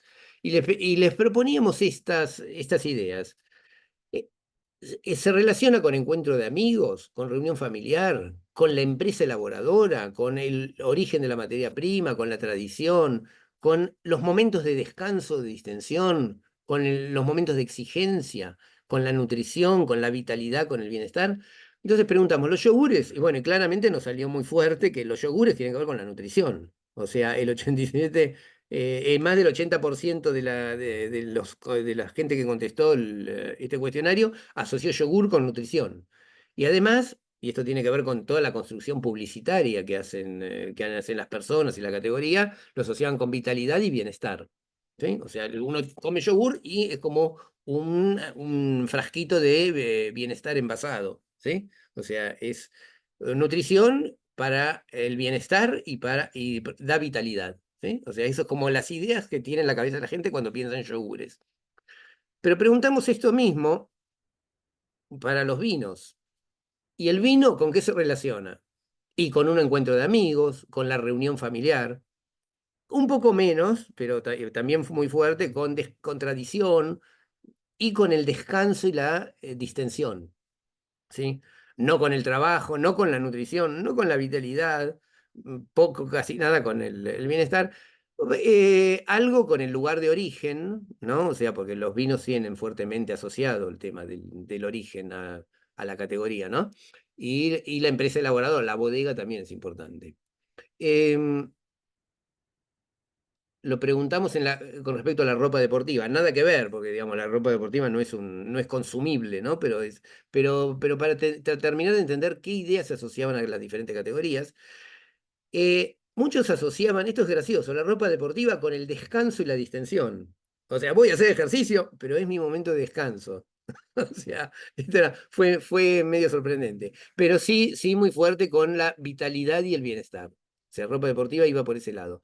También, no en menor medida, pero muy significativamente con encuentro de amigos. Y menos, algunos lo relacionaban con el trabajo, con la exigencia. Digamos, estos son los que hacen deporte en forma, digamos, que se lo toman en serio, digamos, ¿no? Y bueno, mucho menos con, digamos, con todo lo que tiene que ver con la tradición, con la nutrición, ¿no? Pero sí, bueno, y la siguiente, lo que hicimos fue, que era el que nos interesaba averiguar y establecer las diferencias, con la categoría yerba mate. Y acá sí, apareció muy fuerte el tema de la tradición. La yerba mate tiene incorporado como categoría un tema de tradición. Y también muy fuertemente el encuentro de amigos y reunión. Acá familiar, pero sí, básicamente todo lo que tiene que ver con encuentro, ¿no? Y también con momentos de descanso y de distensión. No tanto, o sea, fíjense que muy poca, digamos, no estaba entre las principales ideas la nutrición, ni la vitalidad, ni el bienestar, ¿sí? Un momento de descanso y de reunión. Y entonces, digamos, eso es lo que nos permitió sacar esta idea, si se fijan acá entre las personas que digamos, cuando caracterizaban cuál era el momento para tomar mate, estos tienen que ver con, es como una condensación de las cosas que escribieron en una pregunta abierta, o sea, donde cada uno podía escribir lo que quería. Pero fíjense lo que está indicado en ese óvalo rojo, compartiendo con amigos, con la pareja en ronda familiar, básicamente tiene que ver con con un momento, con una circunstancia de encuentro. ¿Sí? O sea, digamos, eso es lo que nos permitió entender qué cosas se ponían en juego en el consumo de mate. ¿Sí? Bien. Hasta acá, bueno, vamos a entrar al tercer punto. Digo, si sobre las técnicas que vimos hasta acá, ¿hay alguna pregunta o algo que les parece que sea interesante aclarar?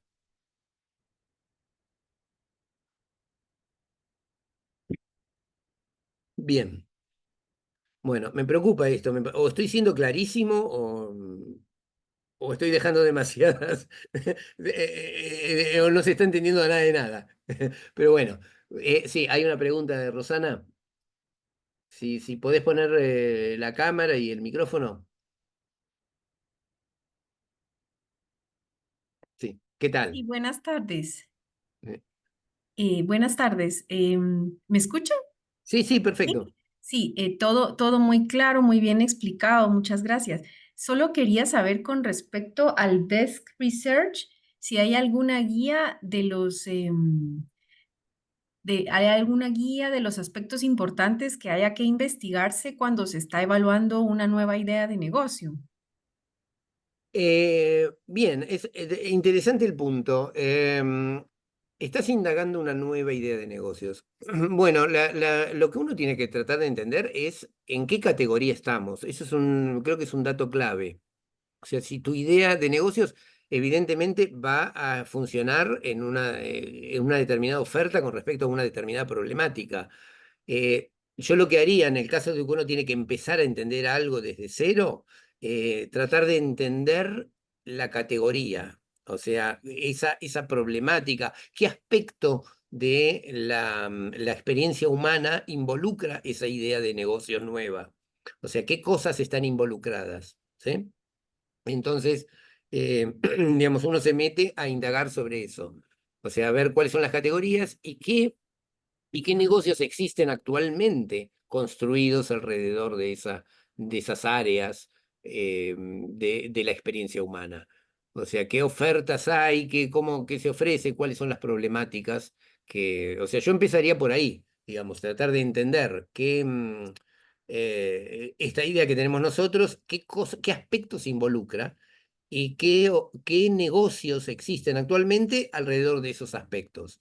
Porque por ahí uno tiene una idea que engloba, que es una especie de síntesis entre cosas que hoy están cubiertas por otros productos u otros servicios. Entonces, tratar de entender esos servicios y tratar en qué se va a diferenciar lo nuevo que nosotros queremos proponer. ¿Sí? O sea, qué cosas cubren, tratar de armar, básicamente explorar quiénes son los actores, quiénes ofrecen algo parecido, quiénes ofrecieron algo parecido, o sea, y cómo les fue, ¿no? O sea, pues, si no tuvieron éxito, quiénes se les ocurrió algo parecido a lo que queremos hacer nosotros y no tuvieron éxito, ¿no? O sea, ese tipo de cosas, o sea, tratar de explorar las categorías, quiénes son los que actúan en esas categorías y tratar de ver cómo es cómo es el público, el público, digamos, el target, ¿no? Que es un poco lo que vamos a ver ahora como último punto.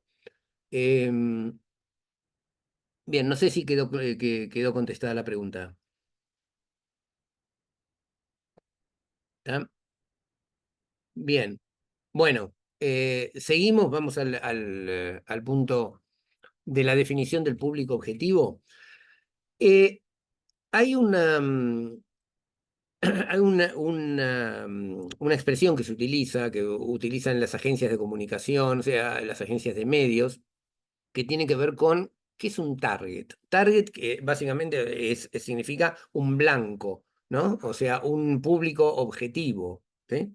Cuando uno define a quién quiere llegar, uno tiene que tener en claro que el producto o servicio que uno tiene, la idea que uno tiene, no es para todos. En realidad nada es para todos, porque todos somos diferentes. Lo que sí es que hay mucha gente que es parecida o que tiene actitudes parecidas con respecto a determinadas problemáticas.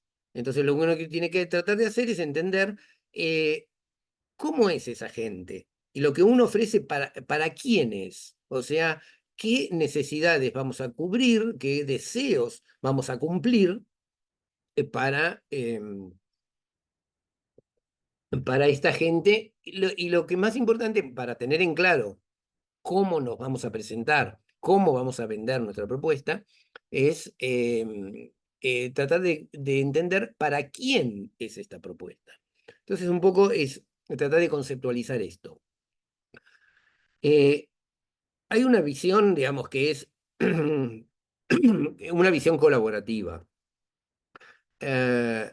Hay una anécdota que se cuenta siempre, que es cómo surgió el marketing, ¿no? O sea, el marketing es como una respuesta a una frase famosa de Henry Ford, que decían al que se le atribuye, no sé si lo habrá dicho en realidad, pero se le atribuye haber dicho: usted pídame el auto del color que quiera con tal de que sea negro. ¿Eh? O sea, ¿cuál era el concepto? Que él iba a hacer autos de color negro, que no iba a perder tiempo en diversificar la oferta, porque si total la fábrica hacía autos y eran buenos autos, ¿por qué la gente no los iba a comprar si eran negros? ¿Sí? Entonces, ese concepto de que hago yo un producto, son todos igual, todos los productos que hago son iguales, y la gente que quiera este auto lo va a comprar y van a ser todos iguales y todos van a tener la misma calidad. No existía el concepto de tratar de entender si hay diferencias, si hay deseos diferentes, ¿sí? Precisamente todo el desarrollo del marketing tiene que ver con esto, lograr entender a la demanda. O sea, aquel que pide, que necesita o que desea un producto o un servicio, yo tengo que tratar de entenderlo y brindarle una propuesta que acorde, o proponer alternativas si descubro que hay dos actitudes o tres actitudes diferentes. En el caso de la anécdota de Ford, sería como que, bueno, debe haber público para autos amarillos, para autos negros y también para autos rojos, ¿no? Entonces, ahí yo tengo como tres perfiles diferentes. Pero ¿en qué se basa esto? Lograr articular esto que a mí me resulta fácil hacer, digamos, o sea, lo que mejor me sale, tratar de entender las expectativas de la demanda. Y entonces, el lugar donde se genere el espacio común, el espacio donde nos vamos a encontrar la oferta con la demanda, lo que yo quiero hacer con lo que alguien quiere comprar es, digamos, define un espacio que es, digamos, ese lugar de encuentro es el donde confluyen lo que yo puedo hacer, lo que estoy dispuesto a hacer, lo que está dentro de mis posibilidades económicas hacer, porque a lo mejor hay algo que yo puedo hacer, pero resulta carísimo y voy a pérdida. O sea, lo que para mí es negocio hacer con lo que la gente, lo que se adapta a lo que la gente desea comprar, ¿sí? Entonces, ese es como que hay que tenerlo en cuenta. En la visión pre-marketing, las empresas hacían lo que les salía, lo que mejor hacían y para todos igual. Y entonces toda la inversión en comunicación, digamos, todo lo que era, todo lo que era ventas, básicamente consistía en proponer a los consumidores el hecho de que esta empresa hacía muy buenos productos, eran los mejores que podía conseguir, y que para todos estaba bien igual lo que la empresa hacía. En algún momento las empresas descubrieron que había diferentes perfiles de consumidores y que por ahí algunos que podían querer un tipo de productos y otros querían otro tipo de productos, ¿no? Que enfatizaran, que tuvieran diferentes prestaciones, ¿no? Y entonces eso es lo que hizo que le condujo a la diversificación de la oferta. Digamos, para nosotros que estamos acá pensando en emprendimientos, la idea es tratar de entender qué podemos hacer y lograr identificar que haya suficiente gente que demande lo que nosotros queremos hacer. O, en nuestro caso, adaptar lo que nos gustaría hacer de tal manera que coincida lo más posible con que un grupo significativo de clientes quiera demandar. ¿Se entiende? ¿Hay algo, una forma tradicional que usan los... Ah, perdón, Mario, querías hacer una pregunta. Perdón, el micrófono, Mario.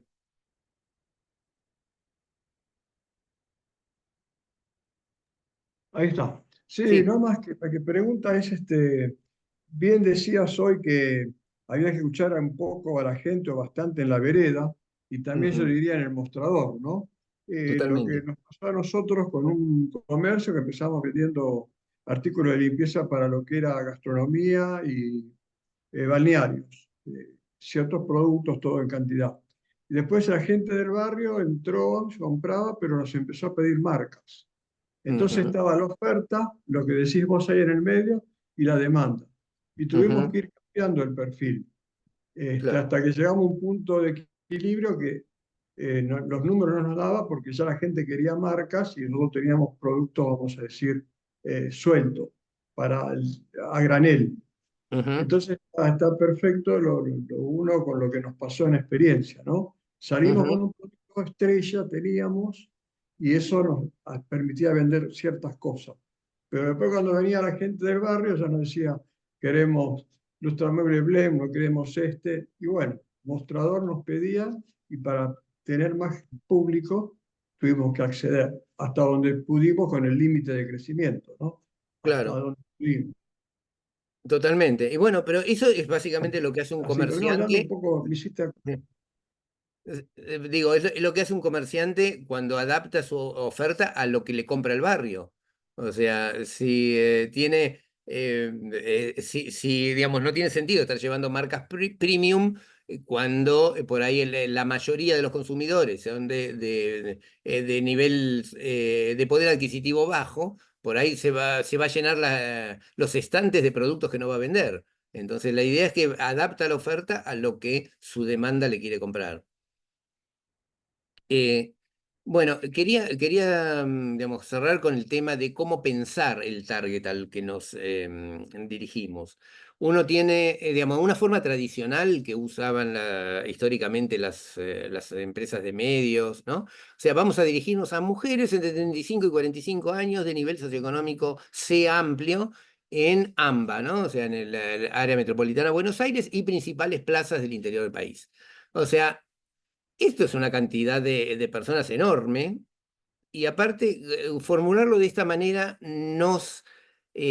fíjense que está formulado por variables duras totalmente, o sea, por el género, por la edad y por su nivel socioeconómico y por dónde viven. Y no nos permite mucho más. Está bien, es cierto, todas las mujeres entre 35 y 45 años de nivel socioeconómico C amplio con los conglomerados urbanos principales tienen ciertas características comunes, ¿sí? O sea, son mujeres, tienen 35 o 45 años y viven en grandes plazas, pero no nos permite hilar fino. O sea, me faltaría por ahí un tema de tratar de entender un poquitito las distintas actitudes. Entonces, la idea es que definamos nuestro target no solo por variables duras, sino en función de un perfil actitudinal. Eh, Doy un ejemplo así muy rápido para no extenderme. Las marcas de cuidado personal, cuando comunican en general, acá es como una especie de mapping, ¿no?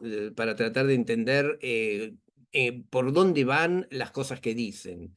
Hay como un eje que hay algunas que van más por el lado de lo individual y otras van por lo social, ¿sí? Otras que hablan más de la obligación y otras hablan más del disfrute. Están acá como polos opuestos, ¿no? En la práctica no es que necesariamente están ubicados en una punta en otra, es como un mapa de matices entre una cosa y otra. Pero esto había sido pensado, por ejemplo, para tratar de explicar la categoría de jabones, ¿no? Hay algunas marcas que creo que ya no están más en el mercado, pero lo muestro así como rápidamente. La idea es que de la obligación y en el deber está todo lo que tiene que ver con el deber ser, la salud, lo medicinal, ¿no? El autocontrol, la disciplina, ¿no? Mientras que el lado del disfrute vamos a tener todo lo que tiene que ver con caricias, con la naturaleza, la armonía, ¿no? Y más en lo social, la amistad, la seducción, ¿sí? O sea, que tienen que ver con cosas de disfrute y social. Dentro de este mapa es donde se mueven más o menos todas las marcas de cuidado personal. Veo que hay gente anotando muy, muy preocupada de esto, después le vamos a pasar el texto, digamos, esto como para que lo tengan. Había, digamos, esto como viendo un análisis de comunicación. Había marcas como Palmolive, marca de jabón, que siempre mostraba gente, digamos, eran mujeres en la ducha, en el spa, disfrutando las sensaciones, las fragancias, ¿no? O sea, disfrute individual. ¿Sí? Había marcas como Lux, ¿no? Que comunicaban, el Lux era, digamos, la marca de las estrellas, 9 de cada 10 estrellas usan Lux. O sea, era la marca que te permitía brillar, ¿no? El Lux es luz en latín, ¿no? O sea, la marca que apunta a que vos tengas éxito social, ¿sí? O sea, un disfrute social. Y por otro lado, había marcas más desde lo familiar, que tenía que ver con el disfrute de la familia, ¿no? Pero también con la higiene. Dove, que tiene una cosa muy individual, o sea, Dove, por ejemplo, no se plantea nunca la seducción. Es una marca que habla de la mujer consigo misma, ¿no? O sea, que no sale a plantear, no es la mujer que sale a seducir, sino la mujer que también que disfruta el tema de la suavidad, del valor humectante. Y había marcas que tienen más que ver con todo el cuidado higiénico y la desinfección, ¿no? Como había en aquel momento una marca que era Lifebuoy, que no la he vuelto a ver, Espadol, Dettol, ¿no? Protex, eran todas marcas de jabones que apuntaban mucho a todo lo que tenía que ver con la prevención de gérmenes, ¿no? Bueno, fíjense esto, o sea, así, mira, así al golpe de vista, es una cantidad este mapa nos permite identificar como distintas actitudes, ¿sí? O sea, como que hay, las marcas hablan, construyen un imaginario para sus marcas y sus productos, que además va a estar soportado más o menos por las prestaciones funcionales de cada uno de los jabones, pero construyen todo un discurso, un imaginario, un lugar digamos, en la imaginación de los consumidores que hablan de distintas actitudes. O sea, ¿yo para qué quiero lavarme las manos? Porque necesito desinfectarme, porque vengo de la calle, que es un lugar inmundo. Entonces, para estar en mi casa necesito desinfectarme. No, pero yo, digamos, uso el jabón porque deja mi piel tersa y suave y entonces todas las personas me quieren, ¿no? O realmente a mí me gusta mucho la fragancia, si es un momento sublime el estar duchándome con un jabón de tal fragancia determinada, ¿sí? O sea, son actitudes y momentos diferentes para una categoría determinada. Esto, por ejemplo, es algo que habíamos desarrollado para una propuesta de un producto de limpieza que tenía como característica, de un producto de higiene personal, que tenía como característica ser portátil. Y entonces la idea era, identificamos cómo era el target y los definimos como los exploradores urbanos. Y esto no es por variables duras, esto es por actitud, tiene que ver con qué hacen en su vida esta gente. Fíjense que lo interesante es que acá ponemos como título o como nombre para nuestro target algo que nos da una característica actitudinal. Y acá sí bajan las variables duras. Eran jóvenes de 25, 35, pero ¿cuál era su estilo de vida? Activo y ocupado. O sea, porque salían a la mañana temprano y volvían a la noche, y en el medio no volvían a la casa, porque iban a trabajar, iban a la universidad, hacían cursos, iban al gimnasio y se encontraban con amigos. Y necesitaban algo que les permitiera asegurar su higiene personal, pero que fuera práctico y liviano, digamos, o sea, fácil de llevar y que le permitiera lograr higiene para hacer todas estas distintas actividades, pero con este concepto de que era gente móvil, que no iba a casa. Si uno logra identificar, conceptualizar este target, uno decía, bueno, esta gente, yo voy a dirigir mi propuesta a gente que se llama así, digamos, o sea, que tiene este estilo de vida, estas características, ¿sí? O sea, la definición de un target actitudinal nos permite plantear la comunicación en un plano que nos sintetiza a la vez los deseos insatisfechos, o sea, qué cosas tienen que no pueden lograr, y el potencial que tiene nuestra propuesta. Bueno, y una tarea para el hogar, digamos, para que ustedes piensen en su emprendimiento, ¿cómo definirían al público objetivo de su emprendimiento? O sea, ¿cómo serían las personas a las cuales va dirigido lo que vos querés hacer? Pongámosle un número. ¿Cómo calificarías lo que sabes actualmente de tu público objetivo? ¿Lo pondrías un 10? ¿Los conozco de memoria? ¿Yo soy un usuario también? ¿O la verdad no sé mucho? La verdad me hago preguntas y pondría un 3. Bueno, y entonces, pensando en esto, ¿qué técnicas de investigación podrías usar para conocer mejor a este público objetivo? Y bien, terminamos. La idea es que nos vemos el próximo jueves a las 14 en el mismo link de Zoom. Bueno, ¿preguntas? Bueno, ahí, gracias, Carlos. Bien. Bueno, no sé si hay alguna pregunta así rápida. Hola. Hola, sí. Ah, sí, no, estaba hablando sola. Yo decía, me ignoran. No, está bien. No se me ha activado el micrófono. No, que estuvo buenísima la clase, todo muy claro, dicen, muchas gracias. Me quedé pensando también la pregunta del servicio, ¿no? Que salió la vez pasada.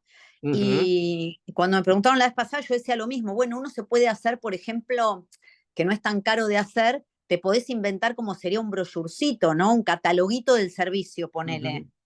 Entonces, si es un servicio que llevas a pasear personas mayores, bueno, mirá, no sé, si tu médico te diera este brochure de este servicio, ¿qué te parecería? Estaría explicado así. Por ahí no los haces probar el servicio, pero te podés inventar cómo sería, no sé, la página de internet, ¿no? O te puedes armar un PDF y se los mostrás en la computadora como si fuera la página de internet y le decís, si vieras esta página, así, con estas fotos que describe este servicio, ¿qué te pasaría? Porque como uno interactúa con un servicio, al final es porque ves la información y te dan ganas de llamar y preguntar o no. Totalmente. Entonces, bueno, en todo caso me parece que ahí sería lo que uno testea. No sé qué pensás, Carlos. Sí, bueno, sería como el concepto y bueno, con lo que vos decís del brochure ya le estás incorporando la forma de comunicarlo, ¿no? O sea, o sea que también te permite evaluar si hay algo que lo que uno dice o lo que uno propone que no les gusta como está dicho, digamos, o que genera algún rechazo o genera preguntas. Y entonces ahí uno se da cuenta de que puede por ahí explicarlo mejor o añadir alguna propuesta más. O sea, Claro. de eso totalmente uno puede sacar conclusiones. Claro, total. Así que los que tienen servicios o las que tienen servicios, si bien siempre los ejemplos uno los da con productos porque es como más fácil para dar la clase, porque si yo digo una galletita, todos sabemos lo que es una galletita. Si yo empiezo a explicar un servicio para dar la clase es mucho más complicado. Pero todo esto aplica también, si ustedes hacen eso, se inventan cómo sería la comunicación o un concepto, como dijo Carlos, que es como poner una imagen y un párrafo que explica de qué va el servicio que ofrecen, y pueden hacer exactamente lo mismo, digo, o adaptar estas herramientas, ¿no? Así que, bueno, nada, buenísima la clase, un genio Carlos. Carlos va a estar la última clase también cuando hagamos esa de los mentoreos personales. Ahí va a estar Carlos también manejando uno de los grupos que es muy, muy capo, él. Y bueno, nada, le decimos gracias a Carlos, hagan los ejercicios, nos vemos el jueves que viene. Y un genio del research y de conocer a los consumidores y usuarios. Mil gracias, Flora. Bueno, gracias a todos. Buenas semanas. Bueno, un beso a todos. Chau, chau. Nos vemos el jueves. Hasta luego.